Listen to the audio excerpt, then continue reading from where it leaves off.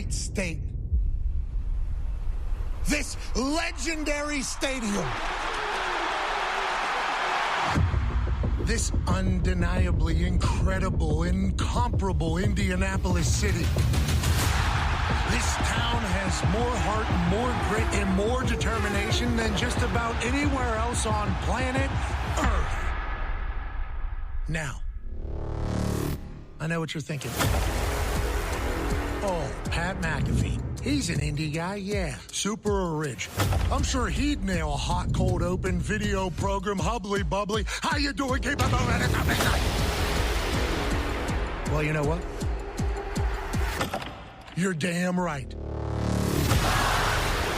And in case you've been living in a space station for the last 37 years and are somehow unaware of WWE's Royal Rumble event, allow me to educate you real quick.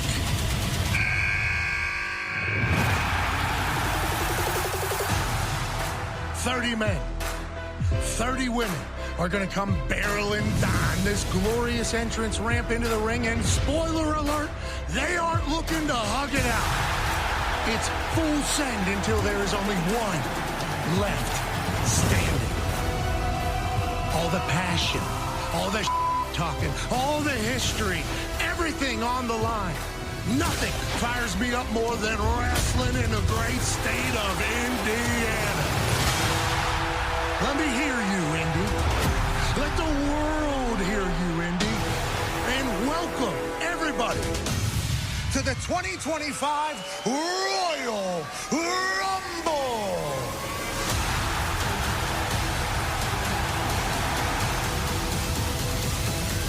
Let's go!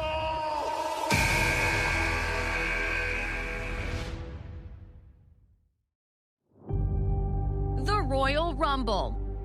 It's a stage that defines a moment in time. Rey Mysterio did it! Becky Lynch is going to WrestleMania! John Cena is number 30! The road to WrestleMania begins with 30 men and 30 women vying for the chance of a lifetime.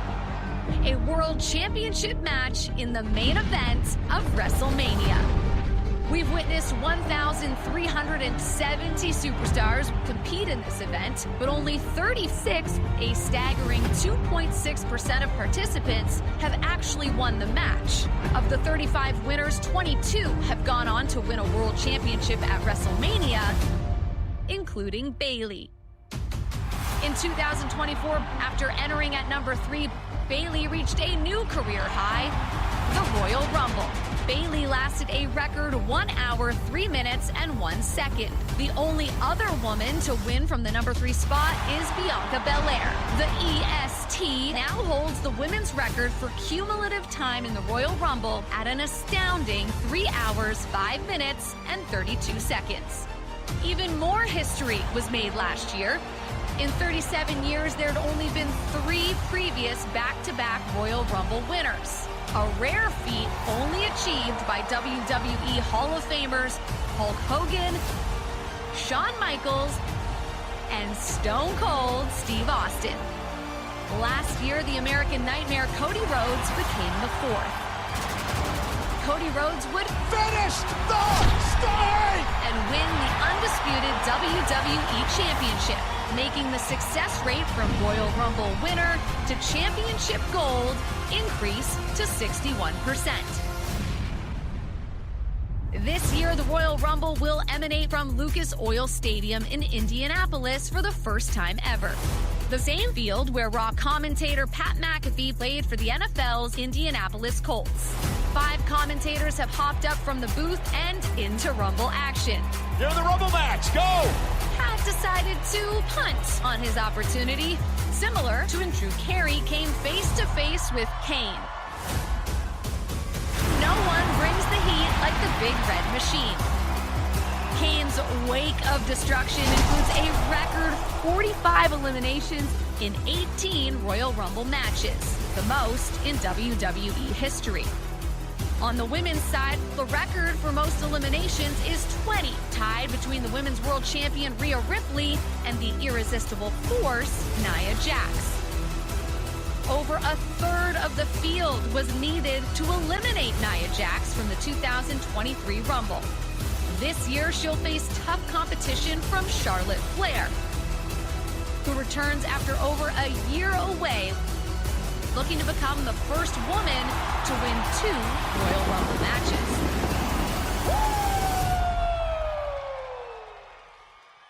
Superstars always fight to make their mark and create memorable moments. But some competitors might have a blink and you miss it moment. When did he land? 1 second! I wasn't ready! Some superstars are ready to get in the action at a moment's notice, and you never know who's going to show up when their number is called. A jackass has entered the Royal Rumble! The phenomenal one! We've witnessed many mind-blowing returns, and this year will be no different. When the greatest of all time, John Cena, just 2,561 days removed from his last Royal Rumble, will join the fray. After winning in 2008 and 2013, John Cena could join Stone Cold in becoming the second superstar ever to win 3 Royal Rumbles, on his way to possibly winning his record-breaking 17th World Championship. You want some? Come get some!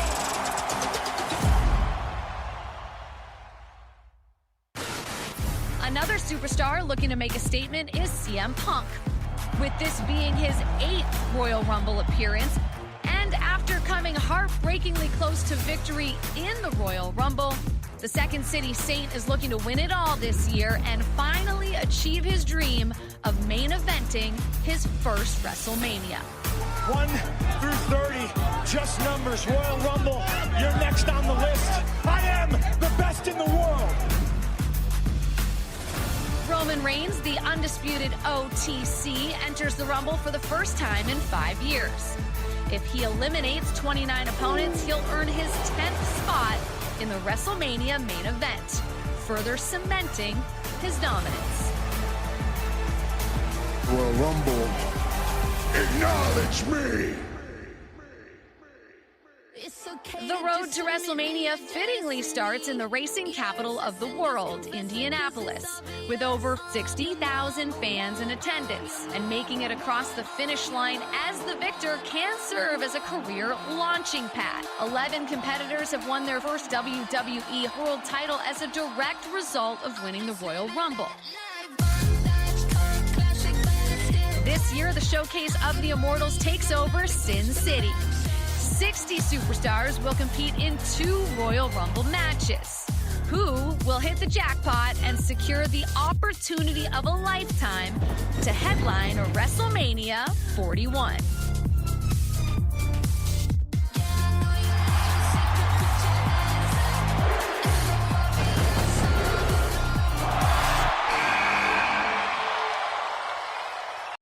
This is WWE and ECW alumni, the Blue Meanie, and you're listening to PCW. The question is, are you ready? Let me talk to you. I will give you a show like you have never, ever seen before. Why? Because I can. What do you guys want to talk about?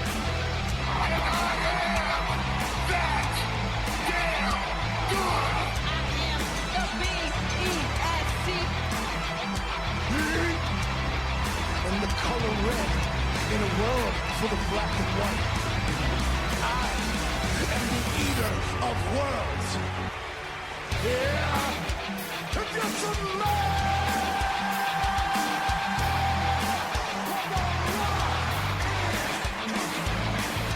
Acknowledge me.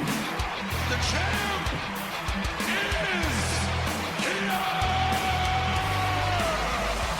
But to be the man, you gotta beat the man, and I'm saying, woo, right here.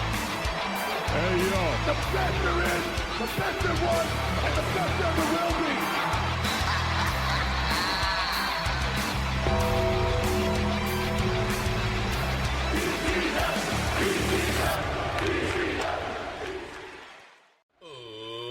Ladies and gentlemen, boys and girls, children of all ages, welcome back to another episode of PCW Podcast Championship Wrestling. I am your host, also known as Semi-Dry Chicken. Well, Wayne, also known as Semi-Dry Chicken. We are covering the Royal Rumble post-show today. We have a lot to cover, even though there's only 4 matches, but 2 very long Rumble matches. But let's get right into it. Here we go.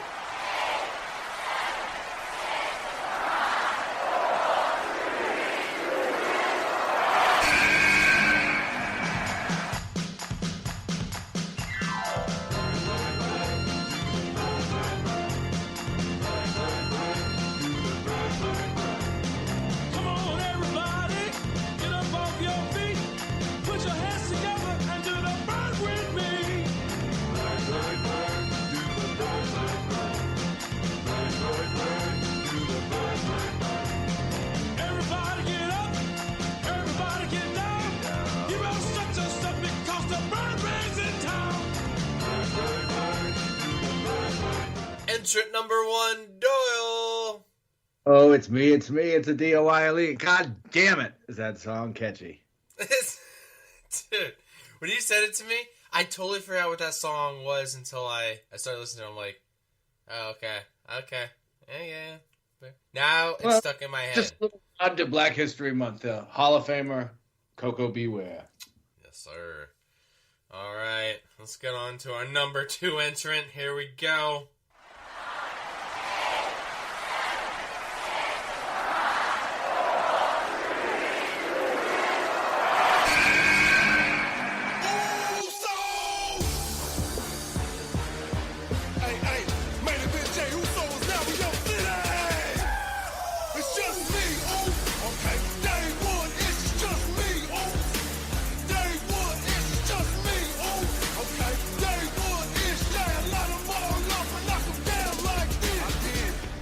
It's on me now, Oos.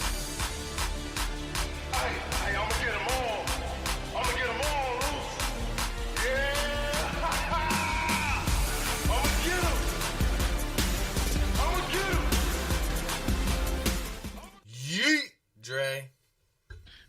What it do, PCW crew? Main event Dre Uso is now on your podcast. All right.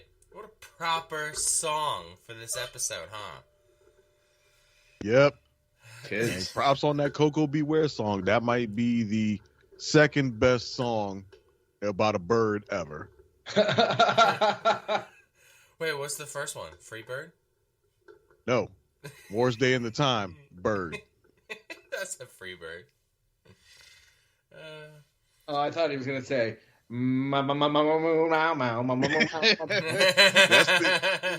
That's too obvious of the answer. That might be the worst bird song ever. Or the most annoying bird song ever. I won't even put that one on the soundboard. It's that annoying. No way.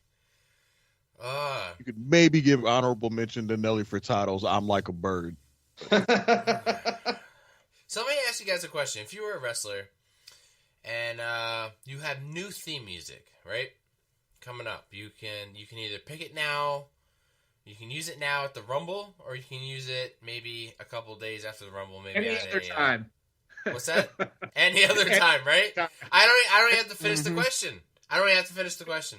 It's people who decide I'm gonna try out a new theme music at the Rumble. Is the Yeah, there were a couple idea. people who did that. Finn Balor. Yeah, it's like it's just a god awful idea. Like you come out, your music's. That's why, like, what we have in our show, you guys have your own theme music. So when listeners are out there, they hear that theme music, something they're accustomed to. They know who it is. They hear Dre's music. They know it's Dre on this episode. Doyle, you're the only one that's like a wild card. I just put it up. But that's your thing.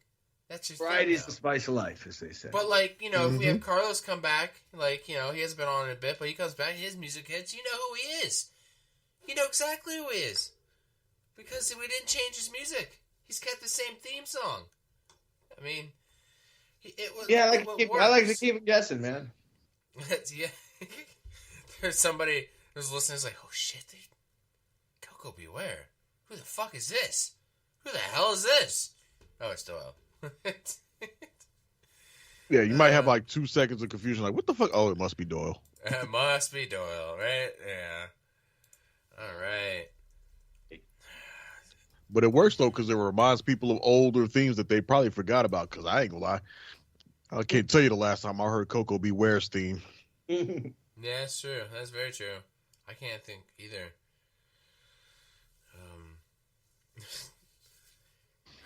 Did anybody watch the kickoff show? I don't know how long it was this time. Nope, I was at work. I see, though, if you go on Peacock, the kickoff show is a completely different thing. So if you like missed the Rumble and you wanted to catch up, you could also watch like 2-3 hours or so of the kickoff show before you watch the actual Rumble. I wonder if there's like any hardcore fans out there who watched the whole thing, who watched the kickoff show, who watched the full thing. Yeah, well, you know there are. His mother. Man. You know there are. There are people who are those diehards, especially for big PLEs like the Rumble. They have watch parties and everybody's coming over and they get the food ordered and they got the pre-show up there. They're getting hype. You know those people exist. Okay, I will say I do. The earliest I will put it on is maybe like 20 minutes. I won't put it on like, like an hour or so because it's just recapping the same videos, the same packages, the same shit we've seen day in, day out. I don't need to see it again. But, yeah. And you know what, though? As soon as I saw Big E up on that kickoff panel, I was like, he ain't going to be in the Rumble. He's not in the Rumble. I think we said that in the chat. I was like, he ain't going to be in the Rumble. I don't think he's got a singlet underneath that suit. So. Well, I mean, I'd probably serve though if he did. Yeah. I'd probably put it on in the background or something. Yeah, but I wouldn't be like actively sitting there watching it. Mm-hmm. Yeah, only 4 matches for this. Even though we started at 6:00, it still ended like 10:30. Yep. So we were all excited. Oh man, I'm gonna start a little early. I'm gonna get done early. I'm gonna get to go to sleep early. No, not at all. It was late. I mean, the women's Rumble was 1 hour and 10 minutes. The tag team match was, believe it or not, even though it was a 2 out of 3 falls, it was 14 minutes. The ladder match, crazy, right? For a 2 out of 3 falls match, and then ladder match 25 minutes, and then the men's Rumble 1 hour and 20 minutes. Bananas. So where the fuck were the other damn hour and a half spent on? Oh my god! Because that map only adds up to like 3 hours of actual matches. So what the hell was the other hour and a half going to? Yeah, you're absolutely right. Fucking ads and it's going to fucking and... McAfee showing his fucking highlight reel. As if I didn't hate that stupid piece of shit enough. Now I gotta watch. I like. Oh yeah. This is when the start of me hating you was when you played for the Colts because you were a fucking cocksucker then. You're a cocksucker now. I fucking hate the Colts. Fuck Peyton Manning. Fuck Andrew Luck. Fuck him. So Doyle, tell us how you really feel. Yeah. Show me on this doll where Marvin Harrison hurt you. He hurt me because his son didn't come to New England. God. That's where he hurt me. Hey, where's he? He's in Arizona? That sounds like it might be right. Yeah. Probably. I really wonder where did it go? Because it felt like there wasn't a whole lot of time in between the matches. Maybe 15 minutes or so between the matches. We didn't get any filler segments. I have it right here. Actually, there was not. You're absolutely right. There wasn't a whole lot of waiting. Only 1 hour and 14 minutes on this show. So there was almost 13 between the women's Rumble and the tag match. Almost 19 between the tag match and the ladder match. And then about 20 minutes before the men's Rumble. So actually, not too bad. Considering. That's that ad revenue. That's all that's got to be. dude, that's a shitload. Match And then, over like, with, we're just gonna run 20 minutes of ads and bullshit. and not that we don't have no fucking ads in the middle of the ring, you know. Jesus. Although I imagine a Ads. significant portion of the night was just spent going to and from the ring, because that was one of the longest entrance ramps. Ooh, yeah, it was. That was a long one, especially for a Rumble. You know, Like, having the time. I get that they want to have them in these huge arenas and everything, but I wish they could find a way to shorten that ramp length somehow. I don't know if there's a tunnel or what, but golf cart. it was just like when Punk came in, he got in the ring like there hadn't been a single offensive move, but before the other person was on their way down to the, just like, what the hell? They count down, you see the person coming, and then they go back to the action in the ring, and by the time the person who comes out actually enters the match, I already forgot who it was. Yeah. I think the same thing happened with Charlotte. Like, she took her time walking to the ring, and by the time she got in, literally they were counting down the next person. But I will tell you what. So two 30-person matches, you had 60 chances for somebody to go ass over tea kettle running down that ramp, and nobody did, to their credit, or nobody that they caught on camera anyway. I know. I thought it would have been funny. Dudes you know they never run. You know what I mean? Like Braun Strowman isn't out there, pounding the pavement, putting miles on. And so, seeing some of these big muscle-bound trying to run was pretty funny. Yeah, everybody was they would come out there with an initial walk, let the crowd react, and then, all right, got to get to the ring and hit like a brisk jog. Yeah, but I mean, kayfabe-wise, Charlotte had the right idea. I mean, I'd take my sweet-ass time. Why hurry? Ludwig Kaiser took his time also, and then he was in there for 10 seconds. But, like, I mean, if it was a real sport, why would you be in a hurry to get in there? Exactly. Makes perfect sense to take your time. If it was me, I would have done something similar to Ludwig Kaiser, but not like that. I would walk down to the ring, pull up a fucking chair, and just sit. Yeah, I remember there was a it wasn't a Royal Rumble, but it was Battle Royal on an old Saturday night's main event, and I remember Perfect spent a majority of the match just hanging out at the ring at ringside, and Brain on commentary, of course, putting him up. Oh, that's just so smart, but he was right. Like, why risk it any more than you have to? Right. You can't get eliminated until you get in the ring. Yeah. There's no rule that says you have to get in the ring when your number is called. I'd plop a fucking chair, sit there, wait till the odds look a little bit more in my favor. Hell, might even have an extra chair with me, let somebody else come out, and I'd offer them a seat. Like, hey, want to have a seat? Well, speaking of Perfect, didn't his kid never get eliminated? Actually, technically from a Royal Rumble, like yeah.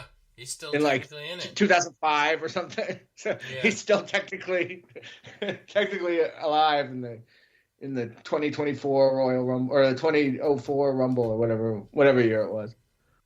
Yeah, well, let's get into this Rumble, man. Let's unpack this. Dre, do you want to kick it off? Sure. Like I said, Royal Rumble this year took place from Lucas Oil Stadium in Indy, had an attendance of 70,347 people. And it looked like there was a lot of open floor space still. Yeah, they probably could have packed in more theoretically if they wanted to. Half of it was an infomercial for Indianapolis. I'm wondering if it's on their short list to do Mania in the near future. Crazy? They were probably because they did sign a multi-event deal. This wasn't just a one-time thing with Indy, right? Right, and I think if they're going to do Mania, they could probably have 85,000 in there because there was a lot of open space on that floor. It looked Didn't we have 72,000 at Mania last year? 67. I think we did 66 Saturday and 67 Sunday, something like that. Yeah, but so that means like that was just the Rumble. Like, holy shit. Yeah. Yeah, there was definitely room for more people. And like, I'm pretty sure they did sign a multi-event or multi-year deal or something with Indianapolis to do events there. And I think not the Royal Rumble, but WrestleMania could very well be in the cards for 2026 or 27. Especially given how successful apparently that this is, because the reports were that this is the third highest gate or something that they've ever had for any PLE, second only to night 1 and night 2 of WrestleMania last year. Mm-hmm. So they did numbers, and I'm pretty sure some part of that has to do with probably how much they've jacked up ticket prices, but that's neither here nor there. Right. So getting into the actual show itself, they kicked off with the women's Royal Rumble match. And without going into all the details of, who was in or orders or this, that, and third, we can just talk about general highlights, what moments jumped out to you, which moments stood out to you in the match itself. I think some of the moments that stood out to me most notably was the person who probably got the pop of the night out of everybody, and that was a returning not Charlotte Flair, but Alexa Bliss. I'm pretty sure that probably surprised her and everybody, just how huge of a pop she got when her music hit. Yeah. And then she came out with the Fiend Forever jacket with the R on it now, so Friend Forever, nice homage to Bray, and a little bit of a nip tuck version of, what's that doll's name? Lily? Yeah. Yeah. Well, here's a question with Alexa: is the doll had a 6 in its eye, and the dirt sheets are saying she's going to be going to SmackDown, and guess who just got sent to SmackDown? The Wyatt Six, sure enough. But the dirt sheets were wrong last week, right? Right, exactly. But the dirt sheets also said that Alexa wasn't going to be there, so. Mm-hmm. Yeah, I mean, even if she were to come back, where would she fit in? Because she didn't come back as any type of character. Mm-hmm. No, but she like did the wear the Wyatt exact Six same gear she wore the last time we saw her, which was at the Royal Rumble 2 years ago. Yeah, right. I could see her coming back if she were to join them. I could see her coming back as their manager or their leader of sorts. Even though I know supposedly he's supposed to be Bo as as Uncle Howdy's supposed to be their leader, but I could see Alexis taking more of that forward-facing role. Yeah, being we could see her every week and maybe not see them because we don't see them every week, obviously. Exactly. She could be the one that commands them and summons them. Yeah. She's the gun, they're the bullets. She points and they go. She could be their mouthpiece and such. I think that would work pretty good for her. Yeah. I would also not mind if she had nothing to do with them. But if she does, I think that's a great idea. Yeah. Right. I think other standout moments for me, I appreciated that Roxanne Perez really got to shine in this match, being one of the first entrants, not the very first, but I think she came in, single digits? 3. If I'm not mistaken. 3. Yeah. 3. Yeah. And made it all the way to the final 2. Yep. So she had a very impressive She set the women's record, which they seem to set every single year. Yeah. She did it. I'm wondering what they're doing with that. Because what are they going to do? Have a 2-hour Royal Rumble some year so that somebody can be in there? It'll be that's a strange record to set the bar that high this quickly. Right? Yeah. I think it. Yeah, I agree with that as well. I think it would probably be good to let Roxanne hold that record for a while. That could kind of play into her. Half an hour and then 31 minutes. But no, we got to run, boom, right up to an hour plus. It's just 1 hour, 7 minutes, 47 seconds. Let her hold that for a while. That can play into her prodigy character, especially if she's main roster bound. But she had a good showing. Oh, she's got to be. Yeah, definitely. I don't think there's much left. Year, at least. Yeah, I mean, hell, she's already feuding with Bayley over on NXT now. So, what's left for her? Surprisingly, though, no Jade Cargill in this Rumble. Nope. No return for her. Nope. Surprisingly, we did get Nikki Bella, who came out to not the pop that I think they thought. Oh my God! When they showed they were expecting somebody else. A lot of people wanted AJ Lee.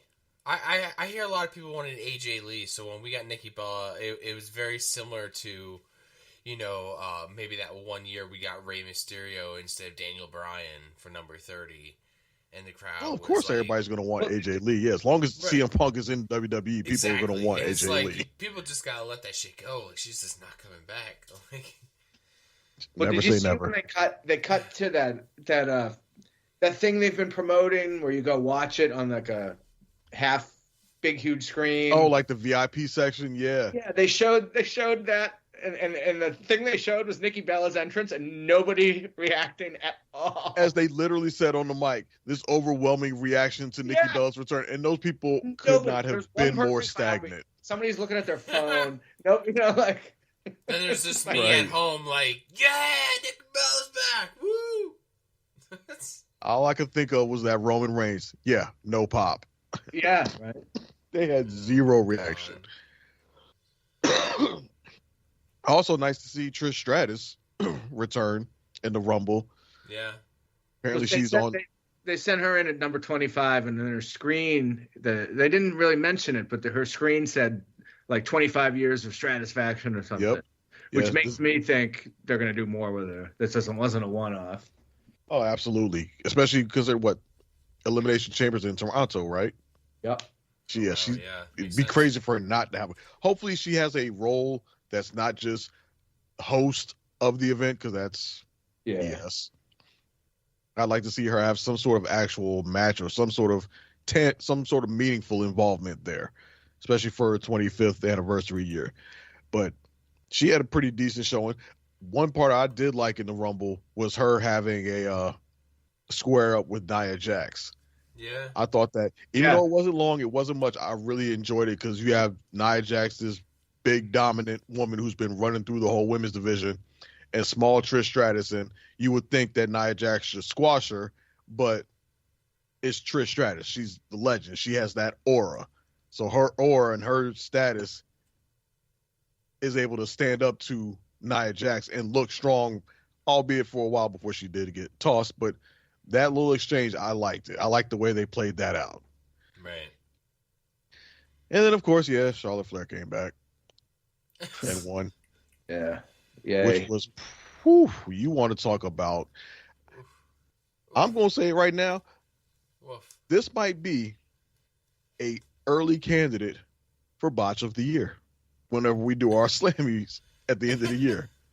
Because I feel like this was that bad of a miscalculation of having her win.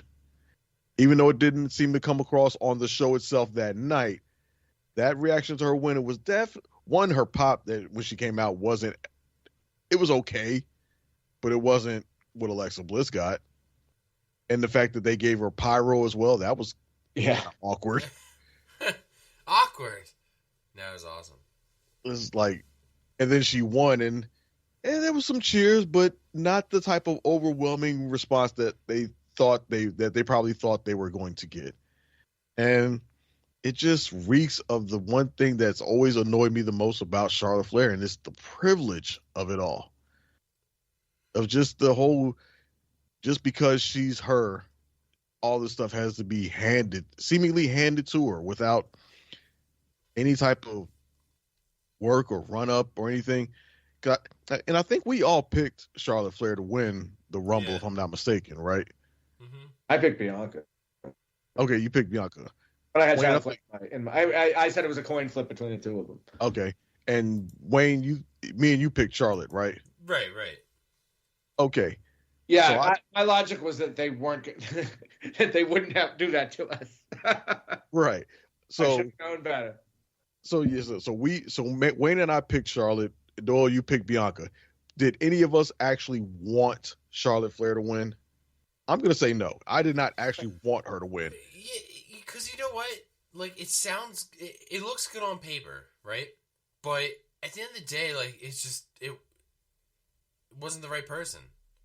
Wasn't the right person right now. It wasn't the person who's been there been busting their ass for the past year. It's just not the right person for the push. It's not the right person for the title picture. It's just what they might think might be a safe bet. The only thing I can think of is if they're really thinking about putting, like, Tiffany Stratton over Charlotte. God, that'd be something else. A catapult for Tiffany as taken very serious as a main event, wrestler beating Charlotte at WrestleMania? Or are they going to do this, Yeah, I was gonna say I didn't know I wanted Charlotte Rhea 3 as bad as I apparently do until Monday. Yeah, and now it's reminding us the history of Charlotte and Rhea. Like there is a lot of history there to let's do this rubber match. Like it's true. And this would actually Rhea's be the third different title belt, which is kind of cool. Yeah. Third iteration of the title, and like Rhea's not like she says, like I'm not a kid no more. Like it's changed. The game has fucking changed for Rhea and Charlotte. It's a different game. They're trying to make it the women's version of Stone Cold and Rock at WrestleMania, right? Is that what it feels like? Honestly, to me, no, because neither one of them scream Rock to me at all. And to me, they don't share that same rivalry like Stone Cold and Rock do. Stone Cold and Rock, their trajectories paralleled each other. They kind of came up around the same time. Stone Cold hit the mountaintop a little bit faster than The Rock did, but for the most part, they parallel each other. Charlotte and Rhea, there's like a generational gap between them. So like, because there's obviously Charlotte, who was with the Four Horsewomen. Rhea is almost like that NXT generation that came after them.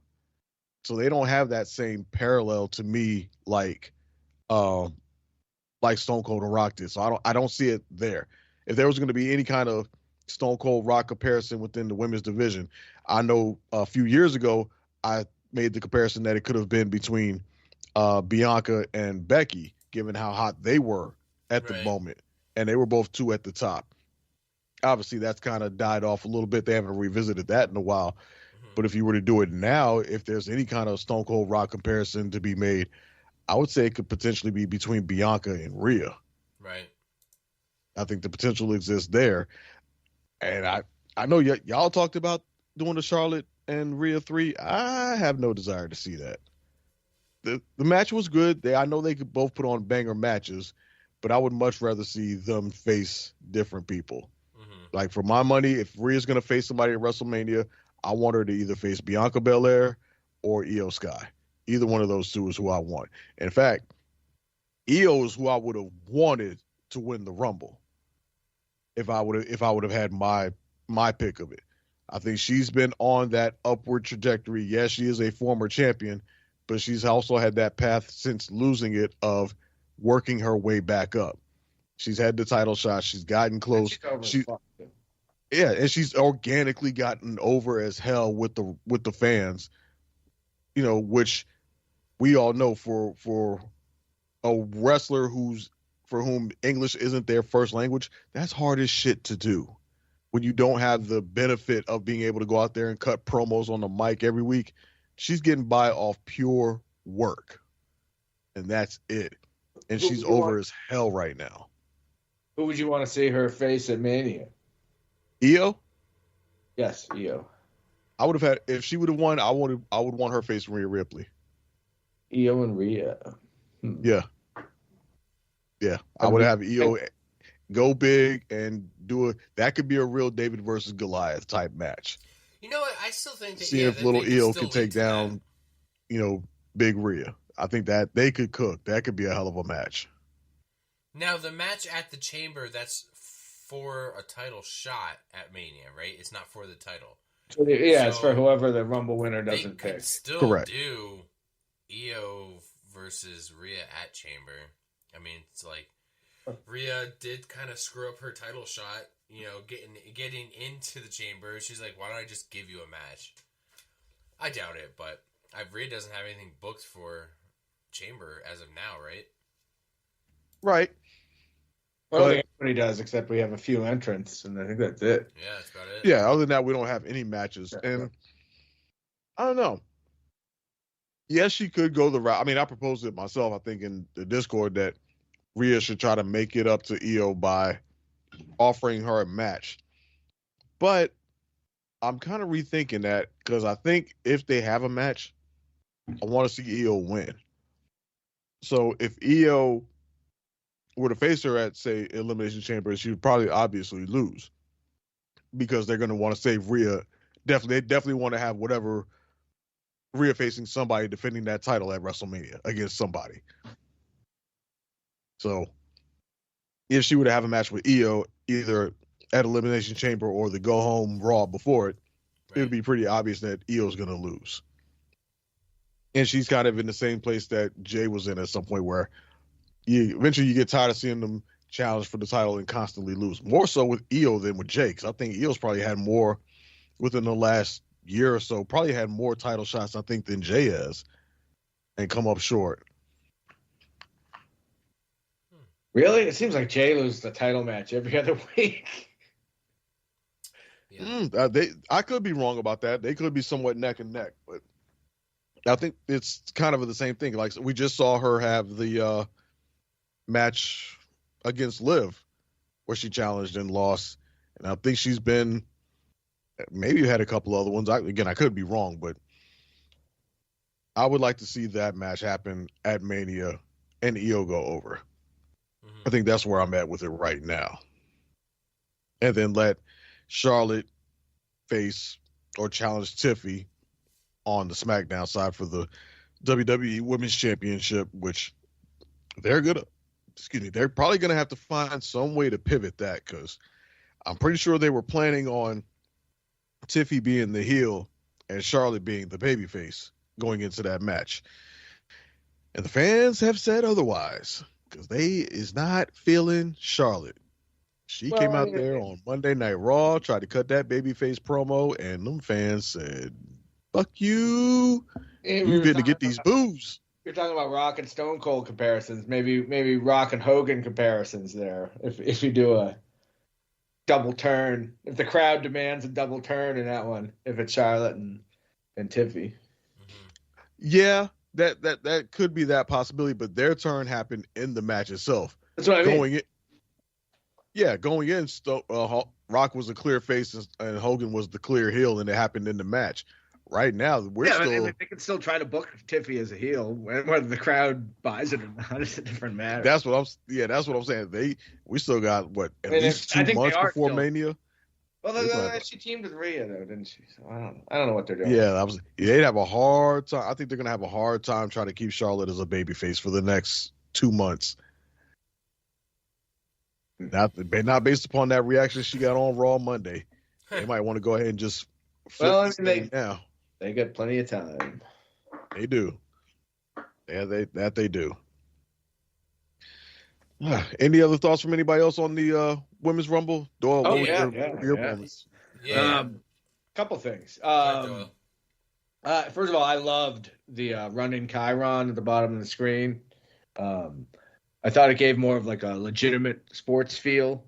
Right. And it really kind of helped people like me who are middle-aged and have wrecked their brain with marijuana, who have no short-term memory left. Remembering, what number are they on? Who's been in? Who was out? And I wish they had it last year, because last year for the Rumble, I was in New Orleans, and I forgot that there was a time difference. So I'm putzing around the French Quarter thinking, I should probably go back to the hotel. And I realized, oh, fuck, it's starting now.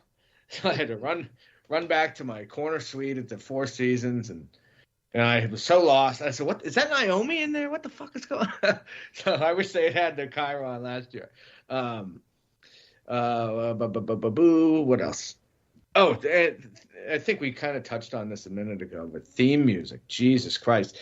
Less so it's the same in the men's match, but less so, more so in the women's match.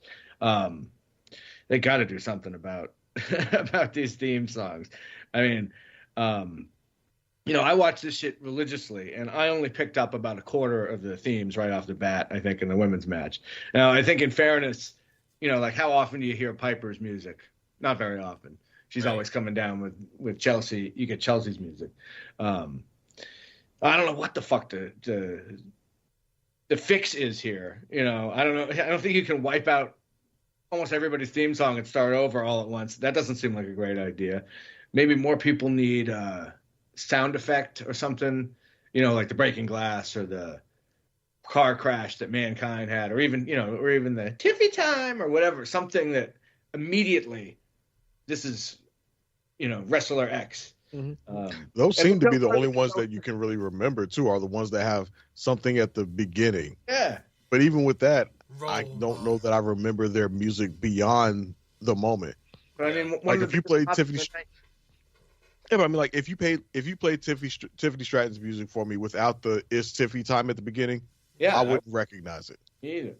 And one of the biggest pops of the night is for a guy that has never been on Raw, never been on SmackDown, only been on NXT a handful of times. And I mean, you can argue that Joe Hendry is over because of his theme song, but whatever. If you're over, you're over, and that guy's over. And the reason is he's got a recognizable theme song. Now, another thing, this was the 8th Women's Royal Rumble they did. 8 years doesn't seem like a long time unless you're doing a bid. But wow, this division has really, really come a long way in a really short amount of time. I actually went back and looked at the first Women's Royal Rumble 8 years ago. About half of the entrants were from NXT or Legends. And not because the NXT women's division was so stacked like it is now. It's because the main roster was so thin at the time. And of those 30 entrants, 20 of them were white women.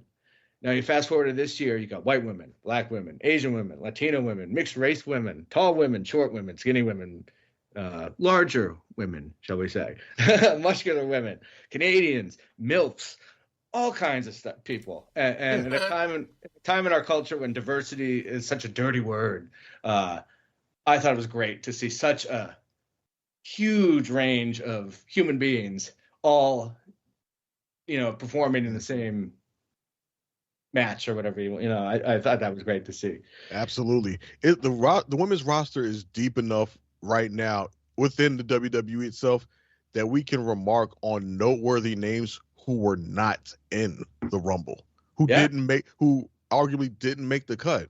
No Jade Cargill for maybe reasons of injury or whatever, but perfectly healthy and capable women who didn't make the Rumble. Kalani Jordan was not in the Rumble. Saul Rocca, somebody that we talked about in our prediction show, was not in the Rumble. Well, they're all NXT people. I mean, I was merely talking about how in the first Women's Royal Rumble was so reliant on NXT people because they didn't have enough main roster. Yeah. People. I mean, I think the NXT people, but it speaks to how stacked NXT is. Also, you can make the case that all of these people are good enough in NXT to be in the Royal Rumble on the main roster. Yeah, but I mean, even main roster, Michin wasn't in the Rumble this year, was she? Yeah, she was. She was. Yep. Okay, nothing memorable. But Asuka didn't return. I mean, she could have been in there. Sarah Logan wasn't in. Right. Well, I think she just had a kid again. But who's Carter and what's her name? I can't. Yeah, Caden Carter and they weren't in the Scottish witches girls. They weren't in it. There were a number of main roster women that weren't in it that could have been. Right. Yeah, it's true. And that definitely speaks to, like we said, how deep this roster is. Yeah. What you call it? Shotzi wasn't in the Rumble. She got bumped for Alexa, supposedly. Yeah. So I mean, yeah, you're 100% correct. They've come a long way. Yeah, I mean, I think. I mean, we had a nice comedy spots. We had a couple of good comedy spots. Chelsea Green was like the highlight of the comedy spot of it. Yeah, of the Rumble, made it great. Getting eliminated by Piper Niven, I think it was funny as hell. Jordan Grace did pretty good in the Rumble. Was that Death Valley driver to Piper? Mm-hmm. Whew, that was impressive. And crowd popped for that shit. Yeah, and deadlifted her like in the center of the ring. Yeah, I mean, and like we were talking about the dirt she's telling us that Alexa Bliss wasn't coming back, and she was gone long enough for me to be like content. And there was a lot of comments I was reading that people were content if she didn't come back. It's like, a coworker who just hasn't been there for a while, and then you just hear they just got let go. It's like, okay. I would have been content if she didn't come back, but she did. And yeah, it was pretty damn shocking. And the crowd fucking loved it. You're right, Doyle. Same outfit she wore in 2023. I like how she comes out with the skirt on because she used to just come out and do promos in that skirt, and that was it. She wouldn't wrestle, and then she takes it off. It's like, bam, ready to wrestle. Like, I'm ready to get down. She didn't eliminate anybody, but she did get eliminated by Liv Morgan. Yeah, I think they were definitely setting up something there. Yeah, and I feel like before she left, there was a little bit of feud between the two starting, and nothing ever happened with it because of, Alexa leaving. So hopefully, we get to see a feud between them two, soon. And, I was thinking if she ends up going to the Wyatt 6, right? What's her name? What's the other girl?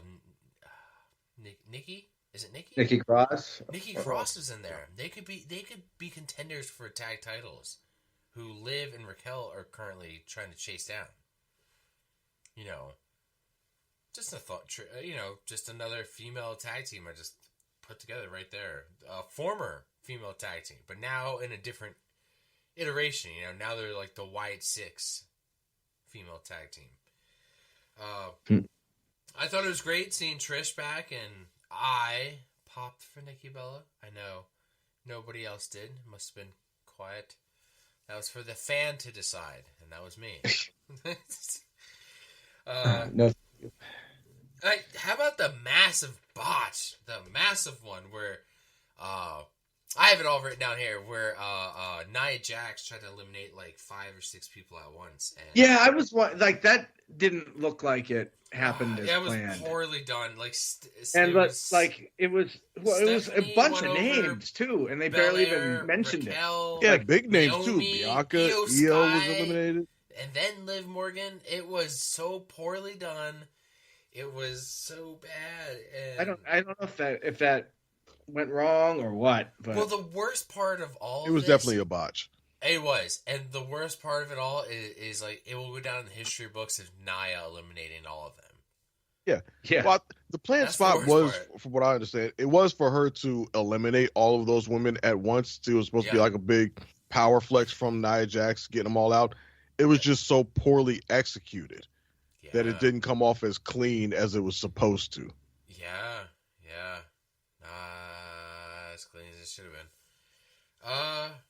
been. the new NXT girls versus the old NXT girls. Yeah. Oh yeah, that. Matchup. Yeah, Julia, Stephanie, and Roxanne squaring up with Charlotte, Bianca, and was it Bailey? Yeah, it might have been. Yeah. Thought that was a cool Yeah, moment. they gave. What was up with Zoe Stark's face paint? What the fuck was that?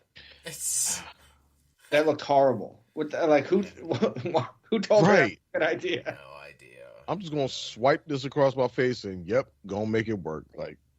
No. Yeah, you She never- almost botched that. I assume she was trying to do her missile drop kick, which she Mhm. covered really nicely. She turned it Into a clothesline. Yeah, that was a nice recovery. That's a veteran move there. I never Another realized. veteran move. Sorry. I love Lyra Valkyria. Yeah. One of my big knocks on her was that her gear usually looks like she got it at the dollar store, but she came out this time and I was like, wow, she's got new gear. It looks great, and immediately almost has a wardrobe malfunction. Yeah, I know. But- Internet blew up. And here's the veteran move. Liv hits her, Mhm. tosses her into the corner, and then goes over back to Io. And so the that camera pans away enough for her to. Yeah, she has time to square herself up, which is really. I love when you can see a little moment where the wrestlers help each other out or something. Yep. Yeah. Yeah, some of those inside moments are nice to see. Did y'all catch the moment when Jordan Grace was stomping Bianca in the corner, but was Yeah, I stomping did. Bianca into Naomi's chest, and Bianca completely breaks character and starts laughing? Yeah. I thought that shit was pretty funny. I was like, yeah. I love you know what? Bianca's spot that she was doing in the corner where she was doing the fists and then backflipping and somebody else came and then she And was catch punching them, them, yeah. and she did another backflip and punching them. That was a fun sequence. Oh yeah, that was great. Did Jada Parker debut new music also? I don't think it was new music, no. No. Okay. Yeah, but she was in the Rumble. She had a fairly brief run. She was in there for less than 7 minutes. Got eliminated by Jordan Grace, who then proceeded to mock her LeBron James impersonation. Huh. Oh, and I liked Chelsea interrupting the meeting of the Black Girl meeting when I think it was Jada Parker, Lash Legend, Bianca, and Naomi, and Chelsea rolls up. Hey guys, what's going on? Right, and he proceeds to get her ass kicked. Yeah, Chelsea was pretty damn she's a hilarious fucking in that treasure. match. Yeah, she's clearly, from a pure character perspective, she is the best character on the roster. Yep. Hell, and that brings in paychecks. At what point though is Chelsea going to be at where she has achieved more than Zack Ryder? Not saying what's his real name? Matt Cardona. I'm saying Zack Ryder. She's already nice. So you're talking about the character Zack Ryder? Yeah. Because Zack. She probably doesn't have far to go. I was saying, I don't remember anything noteworthy that Zack Ryder, the character, did in WWE. I think he might have been IC champion a time or two. Oh well, she's U.S. champion, so they're tied. Yeah, that's what I'm saying. Yeah. He was the United States champion, but he was former tag champion. But like, I don't know. I think her career is a little bit more than his, even now. The moment she wins a world title, that's when she will surpass his WWE career. That's fucking true. Yeah, or Money in the Bank briefcase.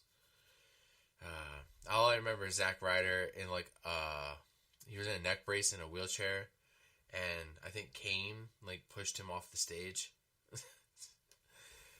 There's been so many people in wheelchairs got thrown downstairs or off a stage. I've totally lost track. It's weird that it's happened enough times that I have forgotten how many times it's happened. Yeah. Did it to somebody. I think Randy did it to somebody. Yeah. And Vince, I think, did it to somebody. All right, Dre, you want to bring up the next match? Yep. So, second match out of 4 was our tag team championship match. 2 out of 3 falls as DIY defended against the Motor City Machine Guns, which was a good match. It was definitely a good match, albeit a very short match. But I will give them credit for finally putting a tag team match on a PLE again, because this is the first one we've had since WrestleMania 40. But it seems like I feel like they picked a bad spot for it, though. Because everybody wants to see, obviously, the Rumble matches and then that ladder match. And then this is just filler, It was, but it had the potential to really be show stealing, I think, had they given them more time to cook. Right. Sure. I think I even without that, I think if this exact same match happened in a smaller room, where with a big, huge fucking venues like that, the reaction has to be enormous for you to hear TV at home. So I think in a small, at Wells Fargo Center, or where, in a basketball arena rather than a football arena, this match might have cooked.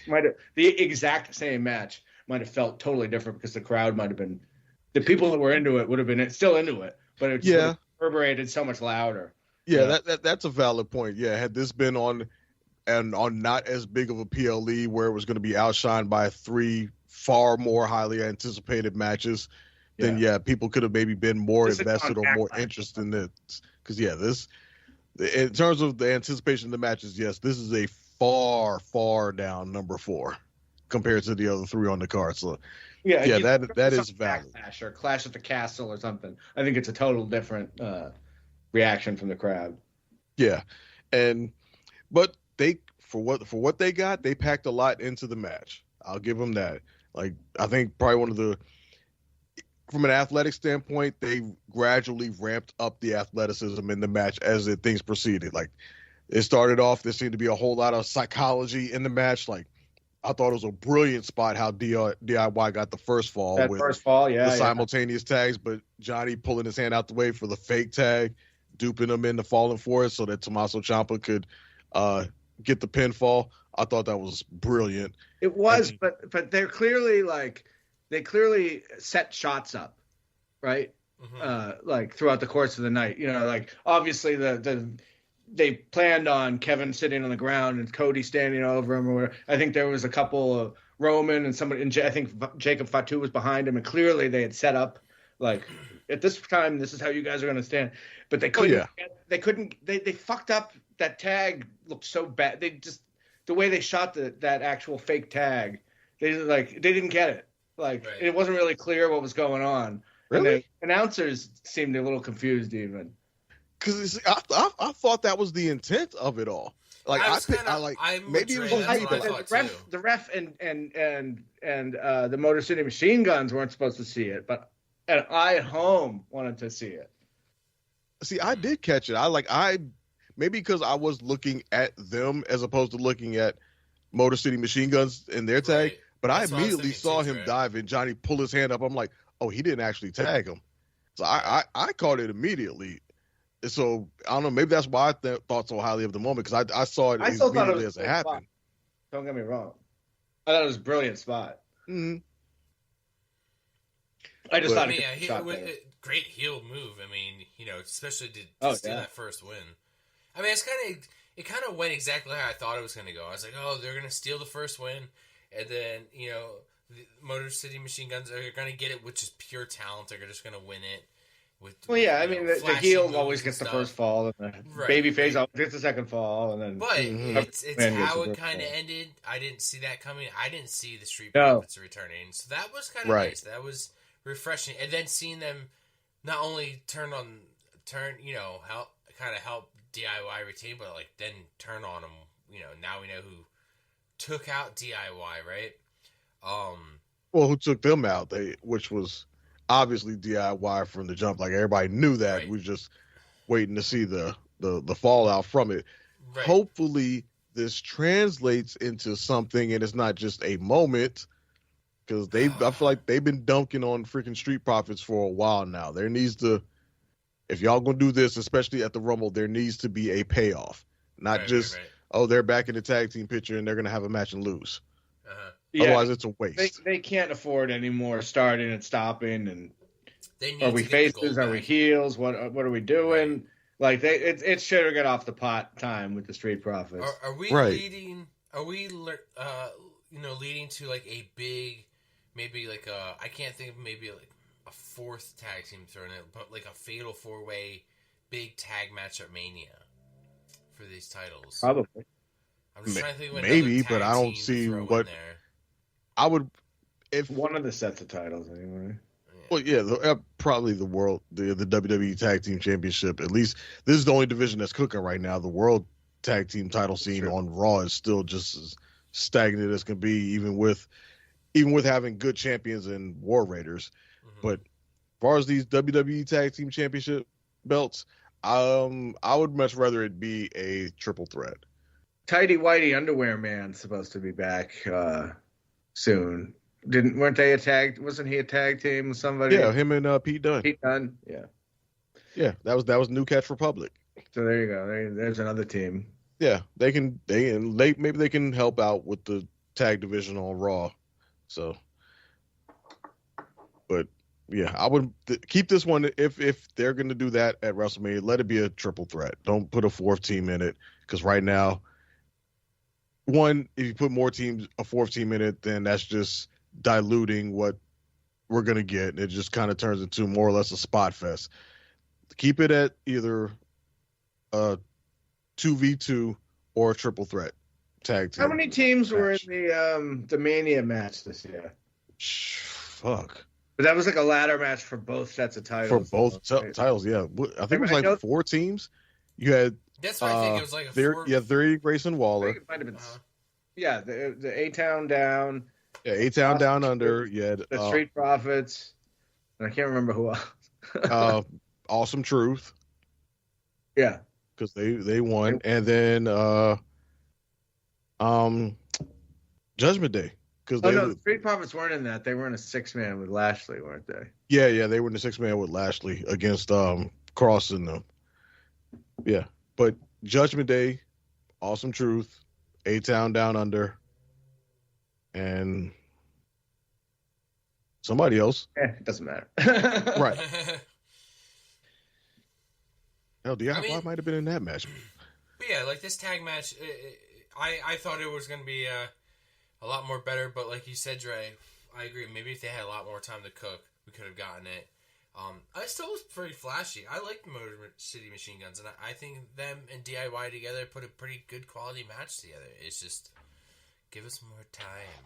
But, insert the Street Profits. I mean, it's making it more even interesting for me. So, not match of the night, but decent match, so. Yeah, I mean, I guess we're going to get in a ladder match. I'd have taken 5 minutes off of that and given it to the tag match.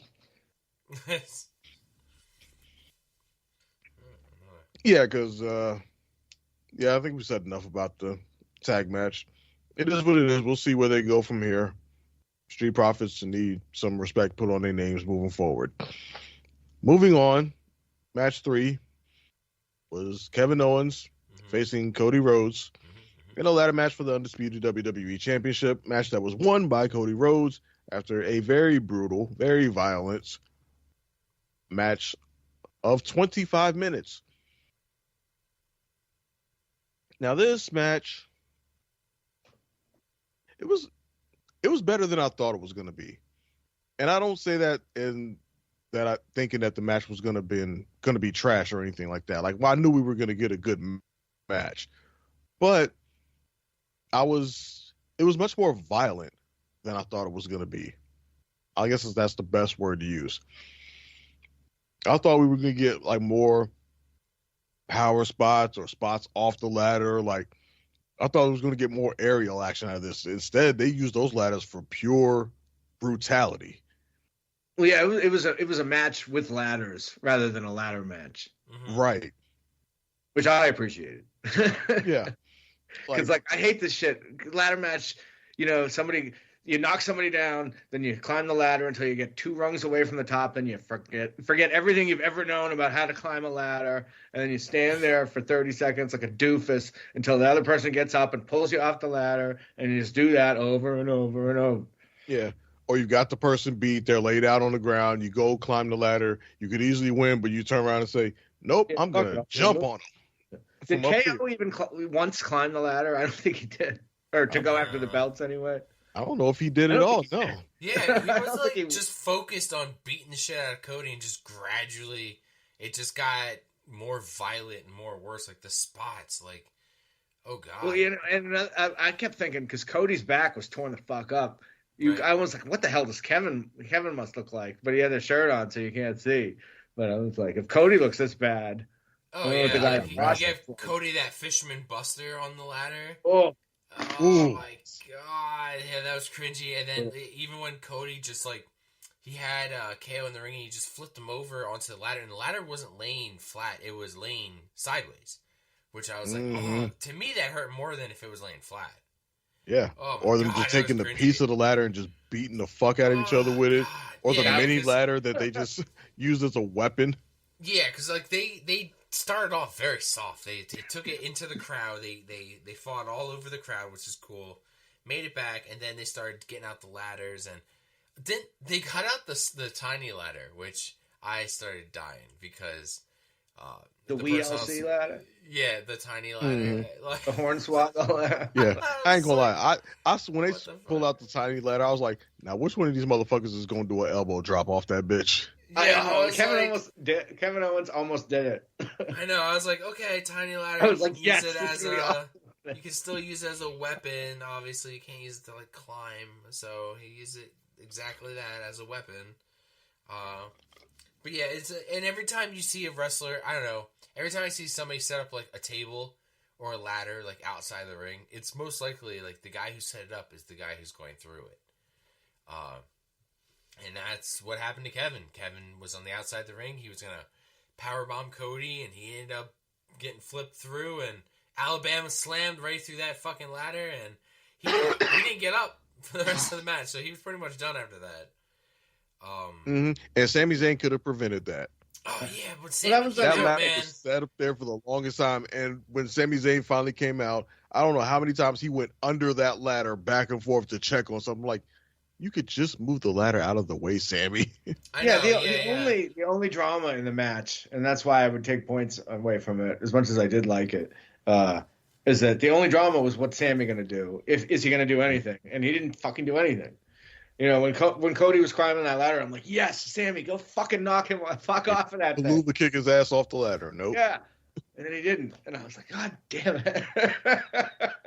Yeah. But I mean, that was the only drama in the whole match, though. Really. Right. I mean, it was a foregone conclusion that Cody was going to win. Mm-hmm.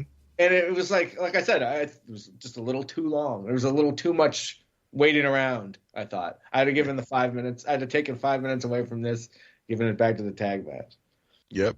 And then we get to the final climax with that ladder posted up there, and Cody fucking Alabama slams KO through the ladder, and he's folded up like a fucking pretzel. Yeah, he's so doesn't. Yeah.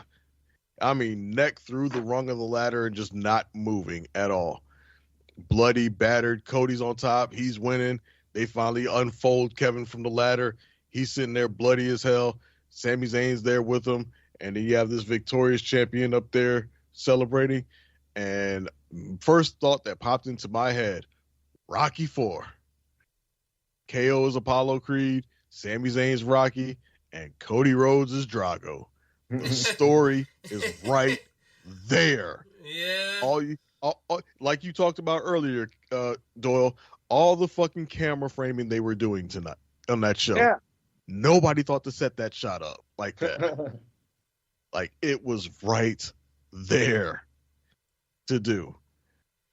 Man, and it's they crazy, theoretically could have still gone with it, but apparently they've decided not to, given what happened on Monday with fucking KO coming out and cradle pile driving Sami Zayn. See, I think there's a chance he's pile driving him to the dark side.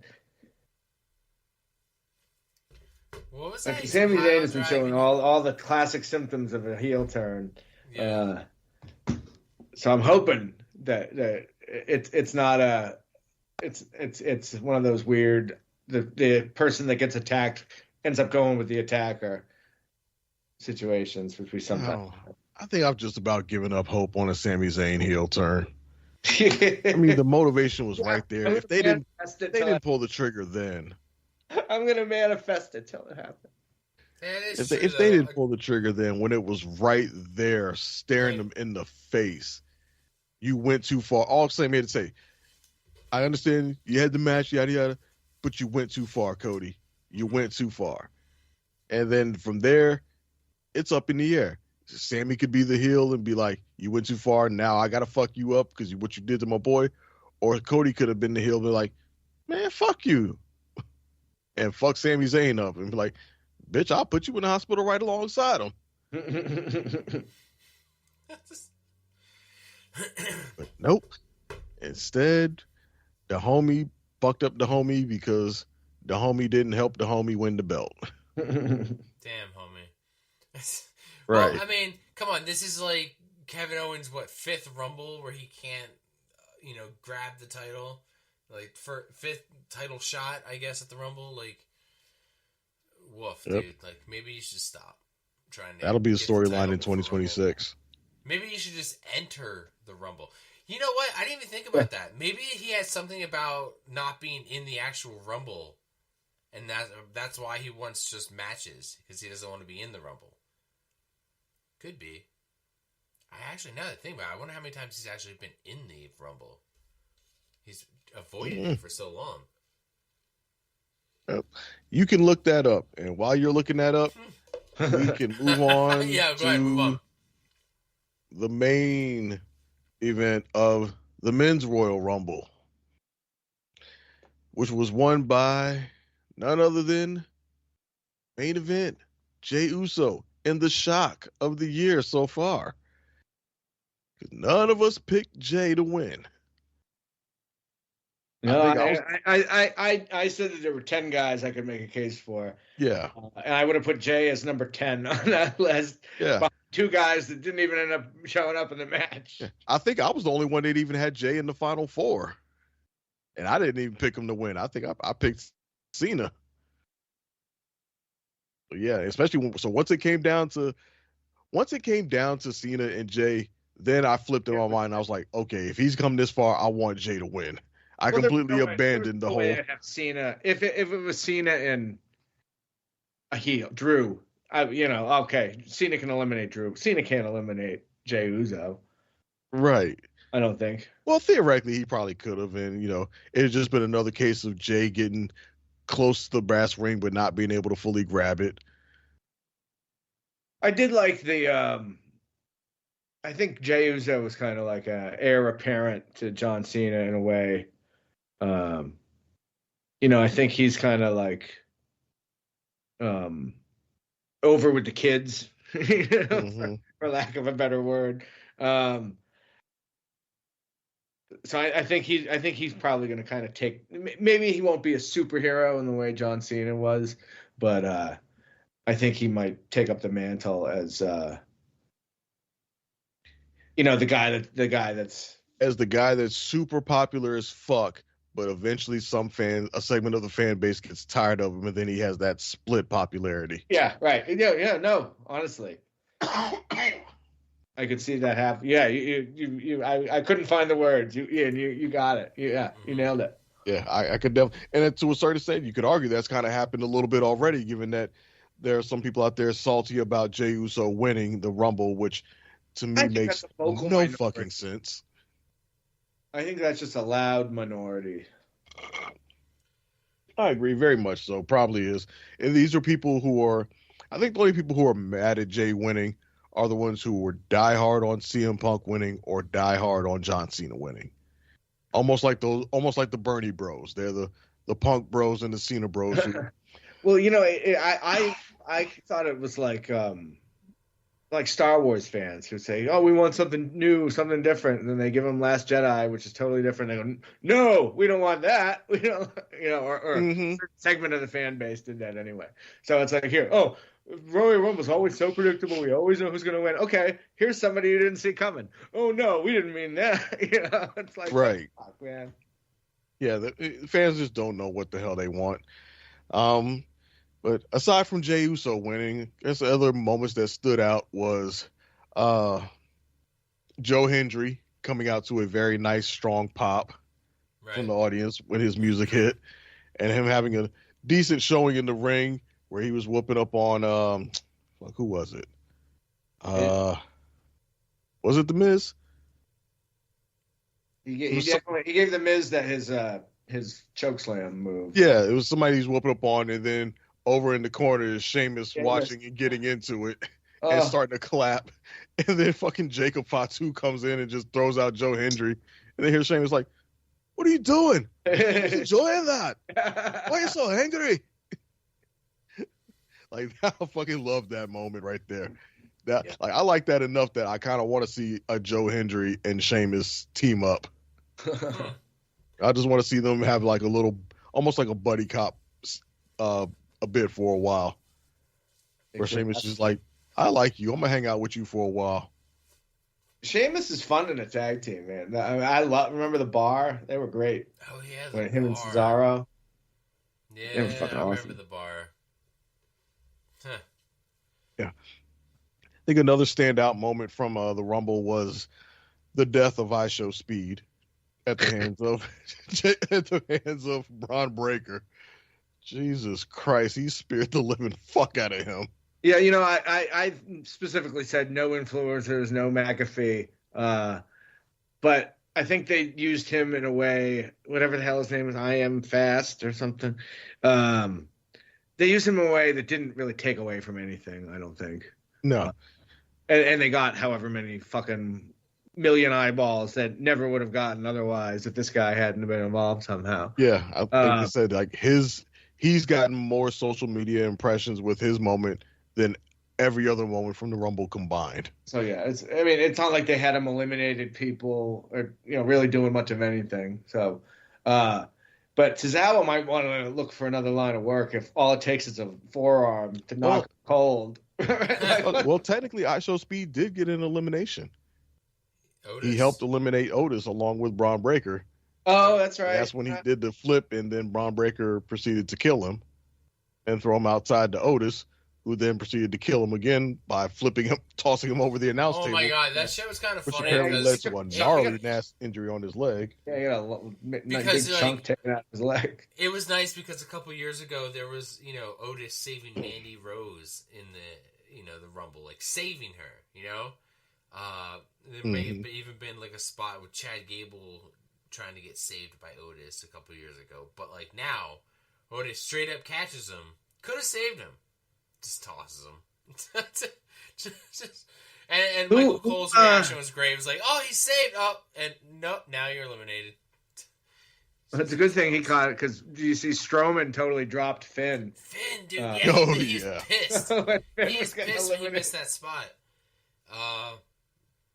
Dude, I can't believe how many people they let Jacob Fatu eliminate. He got Ray Andrade. He got Chad Gable out. Yeah, he eliminated a couple motherfuckers. Yeah, as he rightfully should have. Yeah, If he's going to be that strong guy, if he's going to be that beast that they have, what I don't agree with is fucking having Braun Strowman eliminate him. Yeah, Like, you talking about the same dude that just got decimated a week ago on Saturday Night Main Event? Like, the only standout moment from that entire show. Yeah, Left this man a bloody mess in the ring, and then 1 week later he's like, "Yep, I'm back. Get your ass out the Rumble." Ugh, I didn't like that. I think they're going to have another match, and Fatu's going to kick the dog snot out of him again, and that's just like that's Strowman winning a third match in that series without having to do it. I think. Yeah, I guess, but I don't know. I feel like Braun Strowman should have sold that beat down he got from Fatu a little bit longer. right. But then I guess that's part of his monster character. Like, Okay. yeah, you can do all this crap to me, and I'll just keep coming right back because I'm a monster or whatever. Well, speaking of somebody who didn't sell, when fucking Braun Breaker speared Roman got right the fuck up and threw him out. I was like, Roman oh, motherfucking shit. Reigns. That's why. I know. Roman eliminated Miz, Sheamus, Joe Hendry, Braun Breaker. I did enjoy the Braun Roman Reigns stare down because I was like, oh, Braun Breaker and Roman Reigns. I'd like to see that match. It's not. They have history. Was that? I said they have some history. Yeah, that's why I was like, I want to see that. These guys gonna spear each other, knock each other the fuck out. AJ Styles came back. I didn't expect that. AJ Styles came back. Yeah. Big pop. And he went to a theme song that everybody recognized. Exactly. Exactly. As soon as you heard them organs play, hey, AJ Styles. Yeah, he didn't go back to that new music he had. So I like that he went back to his old classic music. When he went out, they were saying he had a Liz Frank injury, which is like really bad. It's like a tiny little bone in your foot. Mm-hmm. It's forever to heal. If it ever does, it ruins careers of people. Yeah. Oh, wow. I'm thinking that he was probably legitimately injured somehow, but he didn't have that, because I don't think he would be, unless he's superhuman or something. Mm-hmm. I don't think he could possibly be back this soon if he actually had that injury. Right. Yeah, because it's only been, 3-4 months? A lot of people's careers. Yeah, because it's only been 3 or 4 months that he was out. Yeah. Oh, what a great way to start the Rumble, by the way, having Penta and Bray. Last year we had Jay and Jimmy, and we talked about this year who would be good to be, first and second entrant, and I think it's pretty good having those two. I mean, technically, it should have ended right away, considering Penta's both of his feet touched on the outside. Yeah. Mm-hmm. But other than that, I was like, oh, this is maybe a match we probably won't get to see, but this is the only place we get to see a little bit of it. So the whole thing was really laid out really well, I thought. And then after you get the two luchadors in, who do you have at number 3? The guy who is having issues with luchadors. Chad Gable. So that just made a lot of sense. It was very logical step by. They did a great job of getting guys that are feuding or about to be feuding or have some kind of history. They did a great job of getting those guys in the ring together without making it seem super forced, which I think can happen easily in a match like this. Yeah. I think they did good, too, by bringing out the heavy hitters in the middle of the match as opposed to saving them all for the end. Oh, yeah. Because, Roman Reigns was number 16. right after Joe Hendry. And Roman has reached the status where he is one of the few people that can stop me dead in my tracks. Because he came out pretty much right as Sheamus and Jacob Fatu were having their moment, their little stare down moment. And I was about to comment on something in the Discord about that moment because it was funny as hell to me. And I think I literally typed the S in Sheamus, and Roman's music hit. I stopped dead in my tracks and turned right back around. As soon as you heard that, doom, doom, doom, I'm like, oh shit, Roman. Yes. Yep. Well, he hasn't been in a Rumble in 5 years or 4 years or whatever. Yeah, because he didn't need to be. Yeah. Right. You know, I know what's funny is when we talked about it, I never thought we would ever see the TNA heavyweight title on a WWE show. Never thought we would. And we saw it.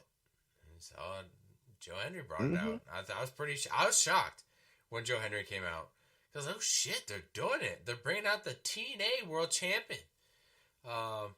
Sad. Well, we've seen their women's belt a couple times on a couple different people. The women's, right? But yeah. I mean, last year when Jordan Grace have a partnership. So right. I was like, last year when Jordan Grace was in the Rumble, she was the TNA women's champion at the time, and she came with the belt. I think Mickie James came with it a few years ago. Yep, she did as well. Yeah.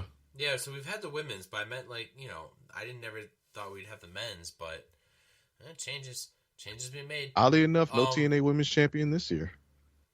Yeah, I don't know. Yeah. The point where we had, which I thought was great, having Cena come out and then Punk come out and then Rollins, and they were kind of waiting for each other to come out. It reminded me of like you're playing 2K with your friends and you're playing the Royal Rumble and you guys are all coming out and you guys are all like, all right, just stand there, we'll wait until we're all out and then we'll duke it out, But I saw a picture. It kind of made me think. It's a picture of the three of them standing there, and it was also a picture from the first Avengers movie of Captain America, Iron Man, and Thor standing there, and it's just like same vibes, different energy, or something like that. It's like any one of these guys could win it. Yeah, because what did it start with? Roman and Cena were staring each other down. Yep. And then Punk's music hit. And then it's the three of them staring each other down. And then Seth's music hit. Yep. And he just immediately goes for Punk as soon as he hits the ring. Yeah, which I love. Fuck all this stared shit. Let's fight. Like, these guys were fighting during the match. These guys are fighting after the match. These guys hate each other. I love it. I love it. What a damn shame how... what's his name? Drew McIntyre got taken out. I heard it was botched because he bumped into LA Knight and the timing was done wrong. I guess there was just too many people in that ring.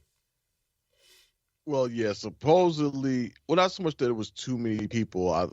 It's been an ongoing, I guess, story or gradual trickle of information coming out about that supposedly Drew was pissed as hell when he left, mad saying that, somebody just had to get their spots in, yada, yada, left in a huff before the thing was over. Then it came out about who he was mad at. Rumor was Logan Paul at first. Turns out apparently it was not Logan Paul. In fact, it was LA Knight that he may have been upset at because him and Priest were Priest was supposed to eliminate him to set up their feud going into WrestleMania, but I guess LA Knight was taking too long with his spots, so the timing was thrown off. And when the Priest Drew spot was supposed to happen, I guess in isolation, so that it would have the attention of everybody, but because the timing was off with LA Knight and his stuff, him and Logan Paul were having their moments at the same time that Priest and Drew were having their spots, so it overshadowed their moment and took away from it. Because if you're watching it in real time, the Priest eliminating Drew thing just kind of happens without much setup to it at all, or without much attention on it. Because LA Knight and Logan are having their featured moment. So I think he's a bit of an overreaction, but I kind of understand why he would be upset. But again, we still got almost 2 months till Mania. You got time to build it up. Yeah. You got time.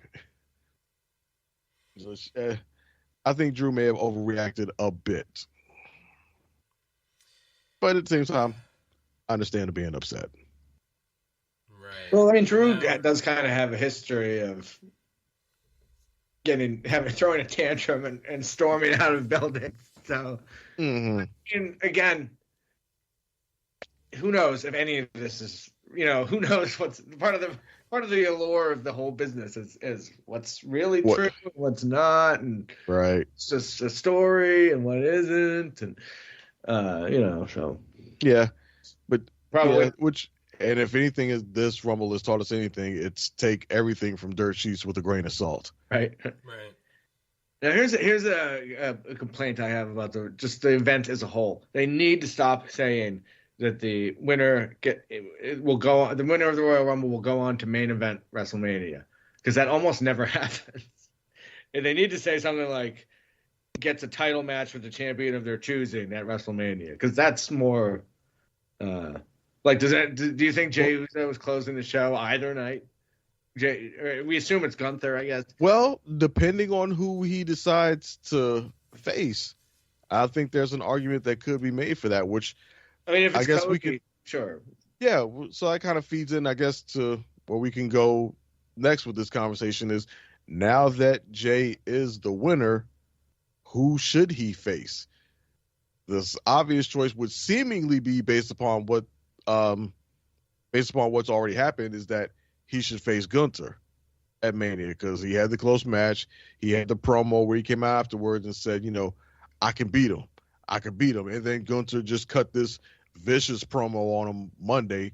Somehow he'll beat him like a dog, like a diseased animal and all this stuff, and basically said, in short, bitch, don't even think about challenging me. I will fuck you up.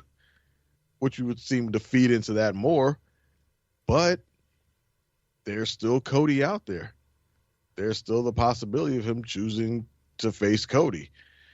And you could make a pretty compelling argument for Jey choosing Cody instead of Gunther. I think if on the one hand, if there's any plans or any hope for turning Cody heel, an opponent like Jey Uso would be a prime candidate to help facilitate that, given how popular and how over Jey is right now. If Cody comes across as the arrogant champion who thinks, like similar to how Gunther is, that Jey ain't good enough to face him, or that, Jey isn't ready, that almost plays like the cocky type friend thing, like, it's nice you want to face me, but no, stay over there with Gunther. That could cause fans to turn a bit on Cody. That could be the planting of the seeds of a Cody heel turn. Or if Jey were to face him and defeat him, and then Cody takes that the wrong way and and attacks him afterwards, that could be the facilitating factor. There's also the history that they have with each other from Cody's time feuding with the Bloodline when he was trying to chase the title, to Jey leaving the Bloodline, and his first step in solidifying himself away from his brother, was winning the tag titles with Cody. So they have very much history with each other. I think, honestly, if I had to pick, say, who Jey should face, I kind of lean more towards he should face Cody right now. I'm kind of leaning a bit in that direction. And then let that be a main event. That would be a hell of a main event, I think, to close out. I think that could actually, some people might be down on that because they think the names aren't big enough, but no, I think that could be an incredible match between them two. And if Jey is the one to dethrone Cody as champion, almost not really doing it, but kind of sort of avenging Roman. Cody is the one who ended Roman's reign. Jey comes back and ends Cody's reign. There's a lot of meat. I think there's a lot of meat on the bone there for that match. I kind of lean that way. What are your thoughts, Wayne? I'll tell you what, man. I'm on the opposite side. When Jay won, I was like, why? When they tell me main event Jey Uso, I just don't think he's main event Jey Uso. I don't think he's even going to be in the main event at WrestleMania. I think he's going to be in the opening of WrestleMania. I just don't think Jay's there, man. Like, when I hear his promos, I don't believe it. What's your favorite Jey Uso match? Name me like 3 of your favorite Jey Uso matches, singles. Like I can't think of any. I just don't think the timing was right this year. Like they could have done it right if they were gonna shock us, I guess, twice this year. Maybe they should have had. Who was the last one in the women's? Roxanne before Charlotte. Mm-hmm. Having somebody like Roxanne and Jay win, that would have, definitely thrown us both off. I just don't think Jay was the right pick, man. Like,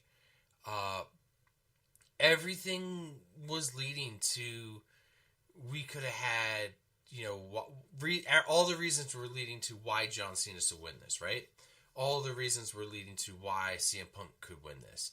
And then you had so many other, like Doyle said, like 10 other people. But, like, Jay was not even in my top, 5. Like, I just not think he was in that position. I would have been okay with Logan Paul winning it over Jey Uso. Just because of the entertainment factor. Just because of the entertainment factor. Because now we have to...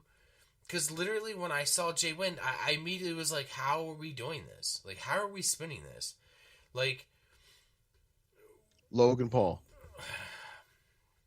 Yeah, Logan Paul. I would have been more fucking entertained. Because, you know what? Main eventing WrestleMania, Logan Paul. Gunther said it on Raw. Like, he doesn't even want to face Jey Uso because it would just taint his legacy. You know what I mean? Like, even Gunther that's what he was supposed to say. Yeah, but exactly. Gunther had me convinced, though. It's just like, you're right, though, man. Like, are we really trying to believe that Jey Uso's really going to go over? He's been chasing the world title for months. They have a couple months. I think if they do Jay Gunther, I think Jay needs some big fucking wins. He does. He needs some big wins, Doyle. He's been Intercontinental Champion for like a handful of fucking days, right? Let's not act like he ain't got a dub over Drew McIntyre.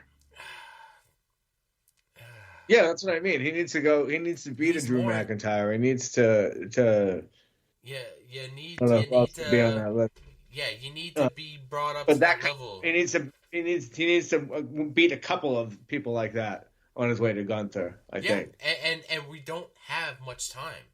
And, if that's where he's going to Gunther, but like to have to go and now to turn like Cody heel because his entrance is over. His entrance is over. The Yeet. Well, nobody says you have to turn Cody heel going into the match. It could be a total babyface versus babyface match. But I just don't. That's not what I just don't. I don't know, man. I just feel like you just wanted Cena. No, it's not just Cena. Well, I think so many other directions to go. Go ahead, Doyle. I think we all had kind of booked Cena into a title match at WrestleMania, but that's going to now require him to win the Elimination Chamber if we're going to do that. I do think they are going to do a Cena going for the record story, but I think they have all year to do that. So I now am out on Cena getting a title match at WrestleMania. Here is my wild speculation here. All right. Mm-hmm. So you got Rollins, Roman, and Punk all fighting on the way out of the Royal Rumble after being eliminated, right? Yep. And we've seen Rumbles before that ended in shenanigans.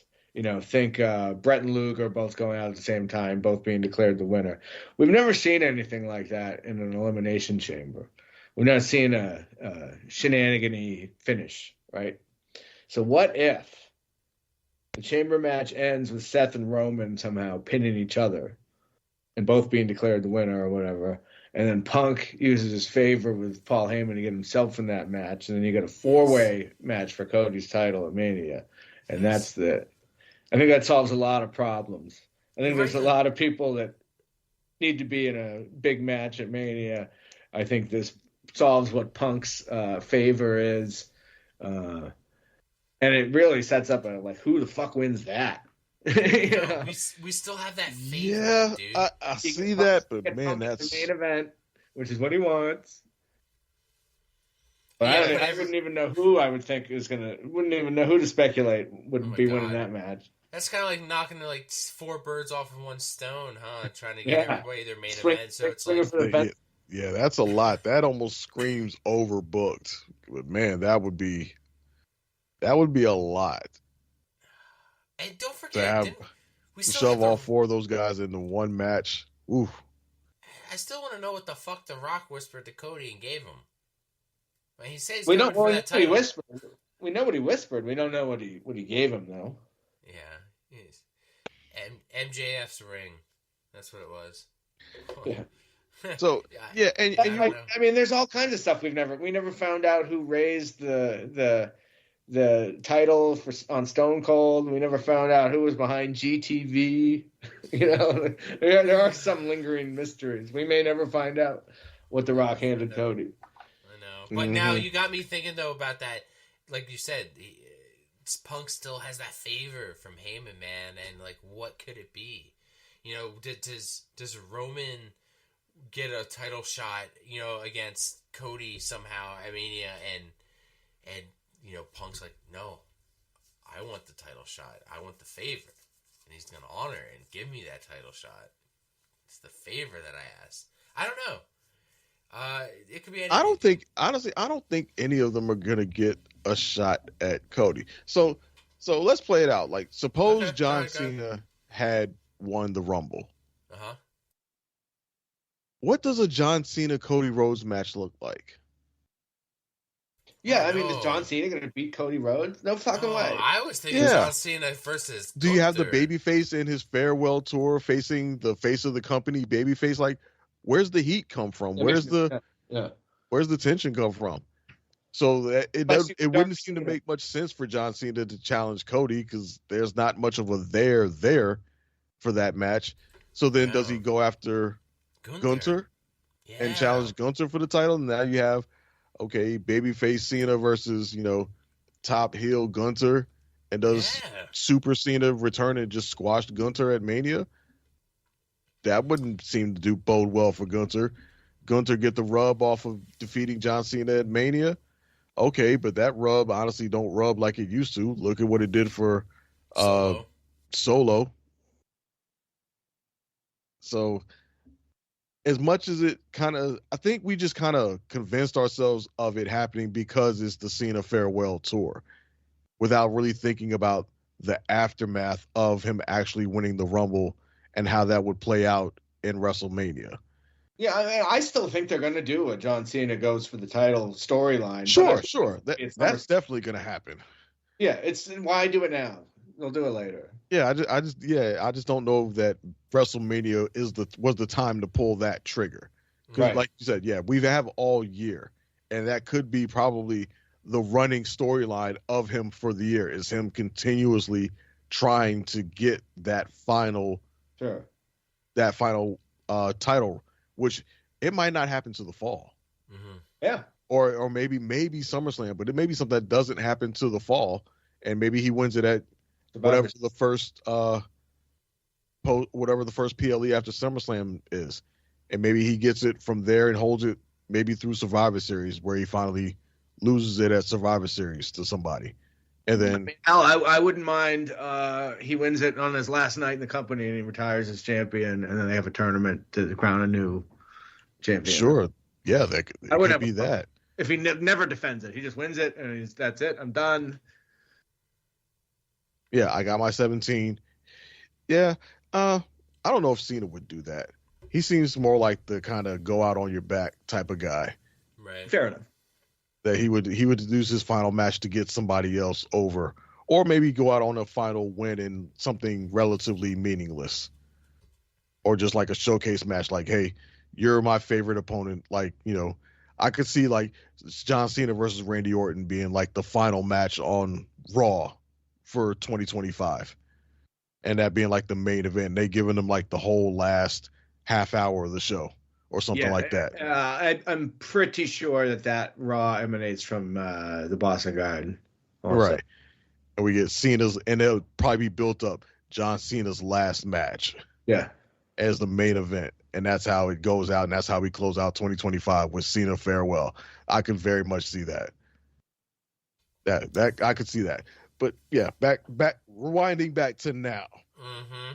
Yeah, I don't know where again, as good as this sounds on paper, I think I even picked Cena to win the Rumble without really thinking about the aftermath and what would be next afterwards.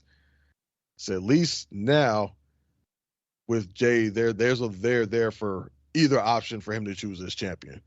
And then now we have openings or possibilities for the Elimination Chamber where, yeah, all these guys are going to vie for seemingly the right to face Cody, I guess, assuming that they play it safe and have Jay challenge Gunther. And then all the big names were fighting for the opportunity to challenge Cody. I don't know that Roman or Punk or Seth are going to win that match. Between the three, I guess Punk would be the odds-on favorite. I could see those three easily probably maybe being the last three in that match. But the rumor is that those three may be slated to face each other in a triple threat match in Mania. Which, if that plays out, then that takes all three of them out of the equation and for facing Cody. So then who's left to face Cody at Mania? If you take the three biggest names out and put them in a match with each other. Is it Drew versus Cody? Does that scream WrestleMania caliber, really, like that? Do we get a surprise Randy Orton return? Do we finally pull the trigger on that now going into Mania? They could. Yeah, I guess that's a possibility. I think that's a Mania match. It's definitely a Mania match if it happens. But yeah. Talk about two wrestlers who I thought were gonna be there, definitely thought they were gonna be there and weren't there. Becky Lynch and Randy Orton. Two wrestlers who I was like hellbent, like, yeah, of course they're gonna be there. Didn't show up, and I was like, we did okay without them. Mm-hmm. Yeah, I mean we were missing a couple people. We were missing Solo. A lot of people from injuries. Dakota Kai was out. Asuka was out. Kairi Sane was out. Bronson Reed was out. Charlotte's ass wasn't there. I mean, remember, there was a time when that many injuries means the Brooklyn Brawler is in the Royal Rumble. You know what I mean? Yeah, that's true. You're right, Doyle. And in this day and age, you don't even miss them. You know, we're packed. Yeah, it's crazy. What a time! Exactly. Yeah. Definitely packed, and yeah, because I don't think Becky Lynch crossed my mind once that entire show.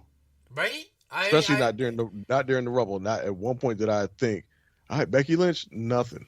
I thought maybe towards the end, but then I kept thinking about who was left, and I was like, oh, you know what? Like, I don't think they have room for a Becky Lynch this year. Okay. And I was content with that. Like, sometimes we just don't need... You don't need to bring out your top, you know what I mean? Like your top tier every show. Like, we don't, like maybe she was ready to come back and like, oh yeah, she could come back, but it's like, you're just not needed. So, we can save that. We don't need to blow our whole wad in this match. Exactly. Because then after that, it would have been like, okay, what's next for Becky? Going into Mania, what's left? Right? Yeah, what's left? Exactly. So, if they don't need her till after Mania... Fine with me. Becky's one of those people who I miss the more she's gone. Clearly, makes the Charlotte was not that way with fans. Unless your name is Charlotte Flair. Yeah, it's gone for a year. And, oh my God. I mean, I can see why Andrade left her. Like, I love Charlotte as an in-ring competitor. You know, I thought Charlotte was attractive back in her NXT days, and then as she went, she had like the three faces of Foley almost. You know, she's looked like a whole new competitor when she entered the Rumble. Where did her ass go? Because she had an ass. Did she? She did. Did she? She did, dude. Did. That's the thing. Did, because that was one of those shocking things where I was like, okay, Charlotte's coming out. Is her ass coming out behind her? Because I don't see it. Like, dude, Dre, you had me dying with your fucking post, dude. You're like the only woman who could wear a thong loose. I was fucking dying. I was fucking dying when I read that shit. Oh my god. Because her outfit looked like, like a thong. I was like, oh man, if she had an ass, she would be able to fill that fucking outfit out. But I was dying when I read like the that back post. of it was supposed to be a thong, but that shit had wrinkles, and I'm like, hold up. Oh my god, it's flapping in the wind. Trish Stratus looked great though, for of course, being like, her age. Looked fucking Breaking fantastic. Yeah, breaking Right. news. Breaking news. Trish Stratus still looks fucking gorgeous as ever. I think Nikki Bella also looks great still. Which I didn't know she was like medically cleared to even wrestle. Period. So There's rumors about her trying to come back for a while. Yeah. Mm-hmm. And apparently she's like back, like she's in the fold, I guess, full time. Yeah. Now, I mean, it's funny. A few years ago, she kind of was sour on the company. But now you're divorced and you need some work. And while your sister's over, she's still over in AEW. I don't know, is she over there with Bryan Danielson at all? Bree? I don't believe. I think she may have been shown in the crowd or something, but she's not. She was never an on-screen character. Yeah. So I mean, they're still great as far as I know. For me, this Rumble overall was just meh. Meh. Really? I thought this was top 5 men's Rumbles of all time. I thought this was awesome. All right. Yeah, I thought this was the match itself had. Okay. I'm about to say, I think this was a very well booked and well executed Rumble. It started off with the high flyers and the showcases.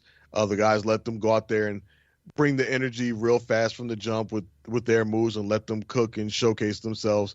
And then you started getting into some of the bigger guys like the Otis and the Braun and the powerhouses and let them do their thing. And then right towards the middle, which is normally where you would find the lull of the match where things just kind of drag on and you're like, all right, let's get through this bullshit so we can get to the big names in the 20s, something that, somebody like Vince might have done in the past. Instead, the middle of the match is when they started bringing in the heavy hitters, the big names, starting with, the surprise entrance of Joe Hendry, followed by Roman, then Drew, and then, a little while later, you get a returning AJ Styles, and then you get the trifecta of Cena, Punk, and Seth. I thought it was very well executed. I think the only weak part is the fact was their number 30 choices in both the men and women's matches of Nikki Bella and Logan Paul. That was kind of a whimpers compared to some of the earlier entrances. And I then feel like the Logan Paul final was a jab because it's like this guy we all hate and this fucking asshole. And he gets number 30. Yeah, fuck this. It's screen privilege. Yeah, right. I love it. Well, it's supposed to. Yeah, and I still also say that's a faction waiting to happen in WWE. Yeah, and you know what though? We got no Charlotte New Day Flair, members. Logan Paul. No New Day members. I in could the even throw Rumble. Tiffany Stratton in there, except she's probably going to beef with Charlotte Flair. There's a faction just called Privilege. No. You should I'm looking at copyright the roster that. here. There was no NXT guys in the men's Rumble. We had one celebrity, no announcers. We just had one celebrity, one TNA wrestler. That was it, and one legend, or are you gonna say John Cena, unaffiliated, not signed to a roster? But so, yeah, I guess you're right. Compared to other years, where like Doyle said, where we have like commentators going in the ring and celebrities and just fillers because we didn't have the roster because of injuries, and we had tons of NXT people coming through, but not even the NXT champion. Mm-mm. and a genuine surprise finish in a match where there were so many possible winners that had legit shots at winning. And they would have not been a surprise had any of them won. Thought it was going to be. Yeah. Right. I will say that. I was caught off guard. We were blinded. I will say blinded by the star power that was in this match. I mean, you had Drew McIntyre, AJ Styles, CM Punk, Roman Reigns, John Cena, Seth freaking Rollins. You had all this huge star power, and we were blinded by it. Mm-hmm. Just blinded by it, and they threw everything at us. And even the guy we hate the most, they even threw Dirty Dom at 26 and Logan Paul at 30, like closer to the end. Goddamn, like you're right though. It was a genuine surprise. Even some of the guys that didn't have a snowball's chance in hell had a great story. Like Chad Gable's running the Rumble was fucking amazing. With the luchadors, and then Otis comes in. I thought it was really, really, really well done. Yeah, there were very few people who were in this Rumble and didn't have noteworthy moments. Yeah, like just looking through the list, the only names I can see that didn't have noteworthy moments, I would say, is probably Carmelo Hayes, although he kind of made the most of his 7 minutes. You could maybe say Jimmy Uso didn't have much of a showing. Yeah. Andrade probably didn't have much of a showing in this Rumble. How about that? Jimmy got eliminated 7 seconds. Not much of a showing, but you at least remember his moment. Remember he was there. Yeah. Exactly. How about Jimmy getting eliminated before Jay even got in? That's crazy. I didn't see that. Yeah, that's kind of wild. We didn't get an Uso team up at all. Yeah. Well, last year they started it. Maybe they purposely want to keep them apart. Sure. Yeah, you don't want to go back to that well too often of, hey guys, remember these guys? Because then that could take away from either one of their own individual momentum. Yeah, I mean, that's a great point. I had pointed out that I thought that they did a good job of getting guys that were feuding in there with each other, but not making it seem forced. And I guess they got the Usos. They did the same thing with people that needed to be kept apart. The Rumbles, I always think one of the hardest matches to do of the year because it's a story within a story within stories, and we're building a story. You know what I mean? Like Doyle's right. We got feuds that are going on within the Rumble that we continue. Yeah, so many moving parts. It's always amazing to me that they're able to pull this off and get. Yeah, we got and have feuds that they fuck stuff up sometimes, but like so rarely. I feel like there would be dozen fuck ups. Yeah, with this many people. Guys were talking about the ramp, how long the ramp is, and the thing is when you come out, you have to get there and make your spots before that next person comes out. So it's like, enjoy your moment in the sun with your entrance, right? But oh fuck, I gotta start jogging because look how far away the ring is. I gotta get out there and make this spot before that timer goes off. You only have 2.5 minutes or some shit, and unless like your spot is something like Charlotte's where you just walk slow and you take it all in. Right. Like your spot is the walk to the ring. Right. But then there's the ones it's like who have to like run in immediately. It's like, oh fuck. Fucking the heavier set guys are just on the like Otis was like fucking dying on that ring. Yeah. You can imagine Ultimate Warrior sitting in the afterlife looking at that runway just drooling at the mouth like oh shit. Where was that when I was there? So I will say that it is, for us, the way the dirt sheets are, the way we have access to knowing so much at every waking minute as wrestling fans and being, fucking marks. Oh, I'll play the button. You fucking mark! I was genuinely surprised that Jey Uso won, and we also got a returning Alexa Bliss. So those were two things that caught me off guard. And I'd have to say, like, during the Vince era, kind of didn't get a lot of surprises like that as much because Vince was very, predictable towards, like, the end of his run. We were like, damn, we know exactly who he's going to pick, exactly what he's going to do. And that's what we got. And this is, I believe now that WrestleMania 40 has passed after WrestleMania 40, everything from there on out has Triple H's hands on it.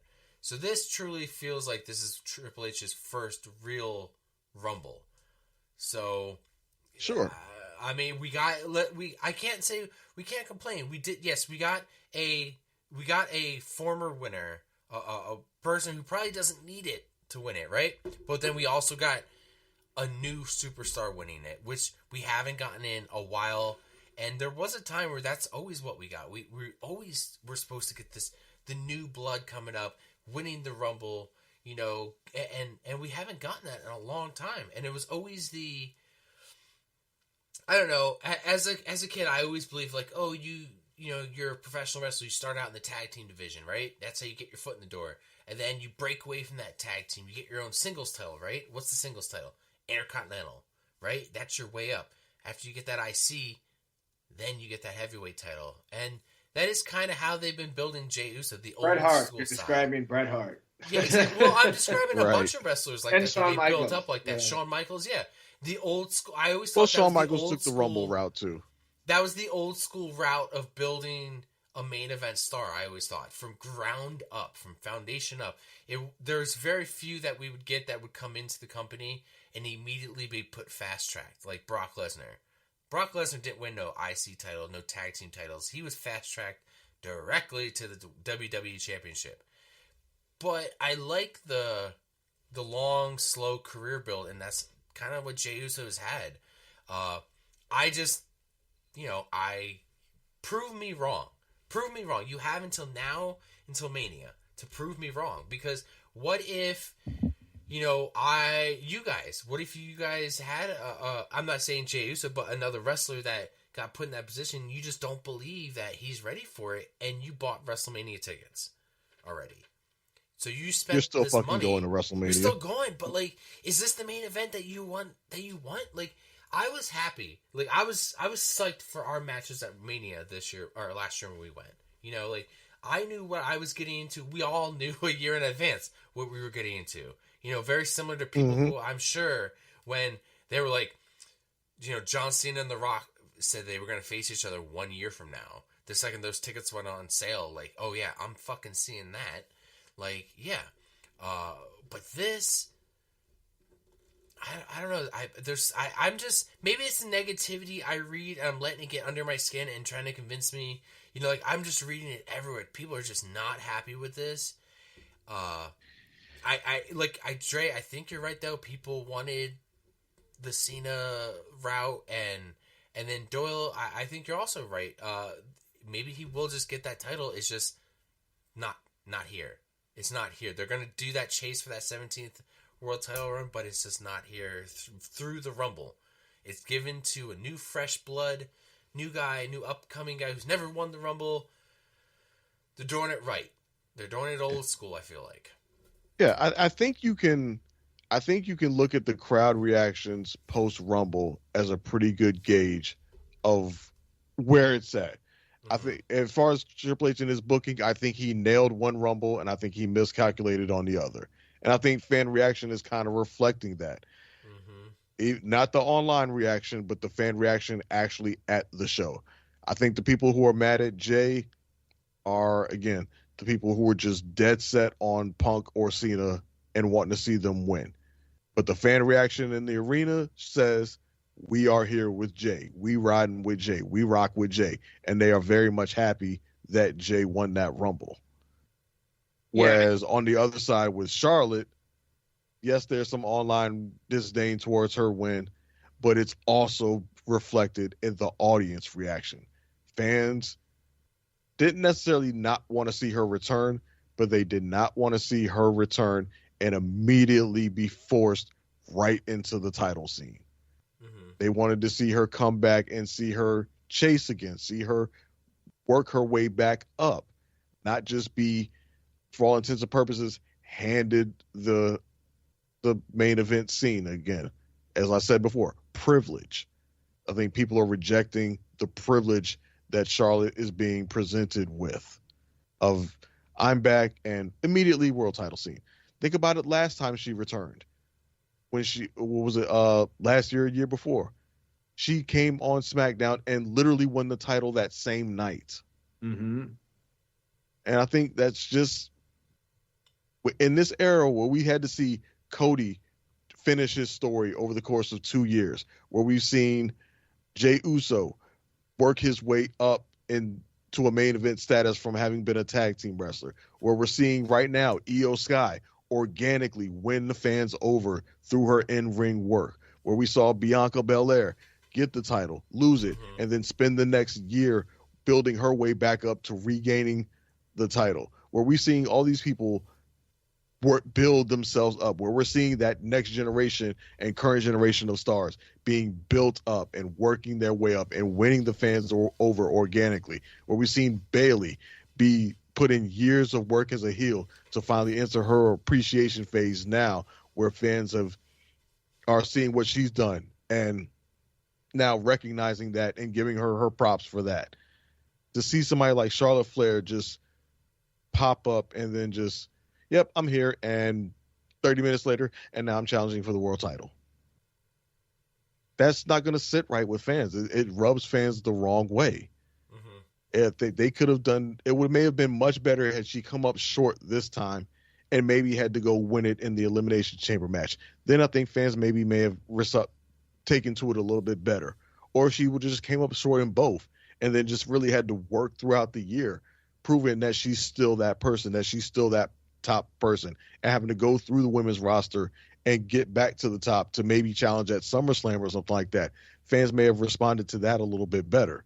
But this, no, fans are rejecting it. So as far as, where they're at, go by their reaction. Go by what you're seeing in the arenas.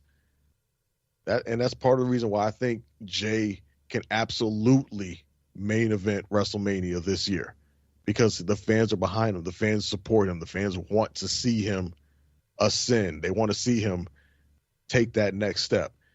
Now, at that point, it's still on him. It's still on him to prove it. I've still, as much as I've been rocking with Jey and been cheering him on, I've also been critical and said, yeah, his mic work, he still needs to step that up. His in-ring work, he needs to step that up. I think he needs to add some more moves. We did see a nice move from him in the Rumble. I think a little Frankenstein or something type move. So it's there in him. He just needs to pull it out in these matches. Yeah, I really think the people hating on Jey are just a vocal minority, because the guy's over as fuck. If you don't think WrestleMania is going to have 75,000 people waving their arms, when he, right, you're out of your mind. And he's always, top 5 merch sales. And you know what? It's so fucking rare. And and part of it is because, we sit here and we talk about this for 3 hours at a time, but it's so rare that I'm surprised watching this shit, like genuinely surprised. And I was, and then the people get pissed off that they're surprised. It's ridiculous. But, I'm not the biggest Jey Uso fan in the world, but I'm not pissed off that he won the Royal Rumble. I think it's great, because I did not see this coming. Yeah. I could 100% see WrestleMania Night 2 closing out with a Jey Uso defeating Cody Rhodes and becoming WWE champion. I could see it. And I could see it being a great end to WrestleMania. Okay, if Jey isn't facing Cody at WrestleMania, where on the card is Jey Gunther?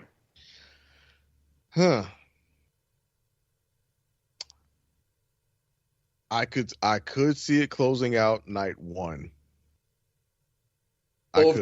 Over Bianca and Rhea, or over Charlotte and Rhea? Over Charlotte and Rhea, absolutely. I think Charlotte, Rhea, I don't know. Maybe it's just me. I don't know that it has the same luster that it did a few years ago when Charlotte was the champion and Rhea was the super over babyface challenging to dethrone her. I don't know that it carries that same luster. I think now it would just be a case of people just want to see Rhea kick the shit out of Charlotte. I don't know that it has the same build up and hype of, there's no overcoming. There's no moment there. It's just a match. Right. Whereas not Charlotte, but Bianca Rhea, there's some build up there. There's some hype there. I mean, I think that's one of the biggest bullets they have in the chamber. Right. And that match could make a strong argument for being a main event match for night one. Absolutely. I don't know if you could make the argument of it over, and I'm saying this based on the assumption of Jey Uso winning and becoming champion. Now, if you were to tell me ahead of time that Jay's going to lose the match, then sure, you could put it somewhere in the card. But based on going with the assumption that he would win, and you're going to have that big celebratory moment of his music playing and the crowd yeeting its ass off, to me that screams closing out the show. That to me that says celebrate Jey Uso winning, becoming champion, closing out the show, everybody yeeting their asses off, like what we got years ago when Daniel Bryan won at WrestleMania. Yes. And the show ended with him doing the yes for fucking 5 minutes straight with the crowd going ape shit. Yeah. That's true. Make a good point. Yeah. Well, wasn't a fucking bad Rumble after all, I guess, huh? We showed you. Showed me. I think we got 3 weeks until our next pay-per-view. The Chamber. They have NXT Vengeance Days coming up, February 15th. So, you got that coming up. And then you have the Elimination Chamber in Toronto. That will be March 1st. In Toronto, Canada. And John Cena is on the poster. Oh, yeah. He's already in the match because he gave a strong post Royal Rumble speech at the presser. Good call. Reminding me, because I want to add that into the I will add that into the show at the end here of the episode. Yeah, a good, heartful explanation. Mm-hmm. You know, so I'll put that honestly, it almost came off a little heelish in his promo. Not saying that he's going to be a heel, but some of the things he was saying, like, I'm going to be in here not because I deserve it, because it's best for business. Like, okay, yes. John. Little arrogant, but okay. Turn heel, John. Your last year of your career. Do it. Do it. We want a new iteration of the NWO. It's going to be John Cena. I was about to say John Cena enters the Elimination Chamber in an NWO shirt. Yep. Then he starts his own NWO faction with him, Drew McIntyre, and Kevin Owens. Fuck no. Fans would pop like shit if he came out with an NWO shirt on. Right? NWO would be the most over faction in fucking WWE since DX. They still if he did sell that shit. A shitload of shirts. That's what's crazy. They still sell merch. What, NWO? Yeah. I think that shit is basically pop culture at this point. Yeah, we reported it last year. Like they were still like high in the fucking sales, like top 10. Still. Yeah. It's fucking great. You don't have to be a wrestling fan to rock an NWO shirt. Nope. That shit is pop culture. You could put that logo right up there. I'm not saying as big, but you could put it right alongside a Superman logo, a Batman logo, or any other iconic logos that everybody just knows. Yeah, that's so true. And if you like that, that style, the NWO logo style, there is a PCW version of it on ProWrestlingTees.com. You could purchase. That said, Doyle, is there anything you want to plug? No, just see me in the Discord or like the Facebook page. Cool. Dre, anything you want to plug? Instagram.com/PCW podcast, as always. Yep. And you can find us also on Twitter. And all those links will lead right to the website, which leads to Discord, the merch, reviews, all that shenanigans. So, Yeah, that's all I got. Let's on our way out, let's just do a countdown. Why not? Here we go.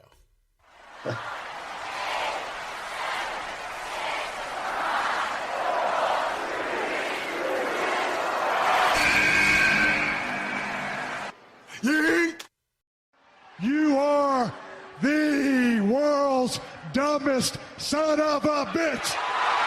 The fact that day in and day out, for almost 6 years, I have proved to everybody in the world that I am the best on this microphone, in that ring, even at commentary. Nobody can touch me. You are not ready for Oscar! Because the Street Profits are up and we want the smoke. You're next! Talk about your Psalms, talk about John 3:16. Austin 3:16 says I just whipped your ass. Well, let me tell you something, brother. Barack Lesnar! New Day! Cream will rise to the top. Oh yeah, Macho Madness here. Welcome to the Kevin Owens Show. Lately, he just hasn't been very oozy. Because I'm the Miz, and I'm awesome. Those rotten bastards!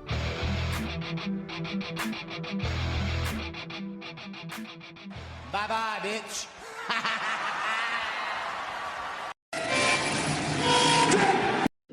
I would like to do something different tonight. I'd like to play a little game.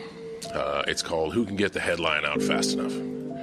So I'll be fielding no questions and trying to do my best to make a statement moving forward. In the 23 years I've been in this business, I know there are different perspectives about my path, but my truth is I've never used my opportunities for a spot that I haven't earned.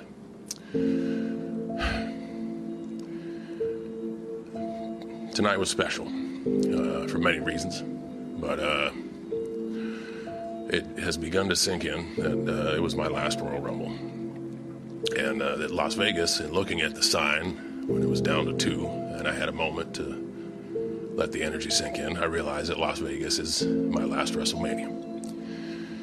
The last time I main evented a WrestleMania was 2013. That's a long time ago. The reason that hasn't been at the forefront in my mind, I've been a gimmick, I've been the first match, I've been in the middle, I've shared beers with the fans. Because my truth, my perspective is I've always done what's best for business. Tonight, standing in that ring, I wanted this experience to be a tour of goodwill. I've openly admitted I don't know how much I have left in the tank, and I just wanted to do something that would be nice for all of us to get together and have a good time. Unfortunately tonight, it dawned on me that that's not best for business. What is best for business is I main event WrestleMania. And what is best for business is, for the first time, I confidently say that I'm going to win a 17th championship. So I'm announcing tonight that I will compete in the Elimination Chamber. And I'm saying that because after 23 years of loyal service to this company, I feel that opportunity is earned. And yes, I'm flying back to Hungary to film a movie, so what I'm going to do is give my 5 other opponents 1 month to slander my name and bolster their self-confidence the best that I can. I told Toronto when I announced my retirement that I was grateful for the city and I would be back. And I would be back to kick it. It is time to walk that talk and be who I say I am. I am going to the Elimination Chamber to win, and I'm going to main event my final appearance in WrestleMania and win a 17th championship, because that's what's best for business. And I say that because it is not best for my ego. It is not best for my business. I have built my existence here off of hard work, loyalty to this company, and respect for all of its branches.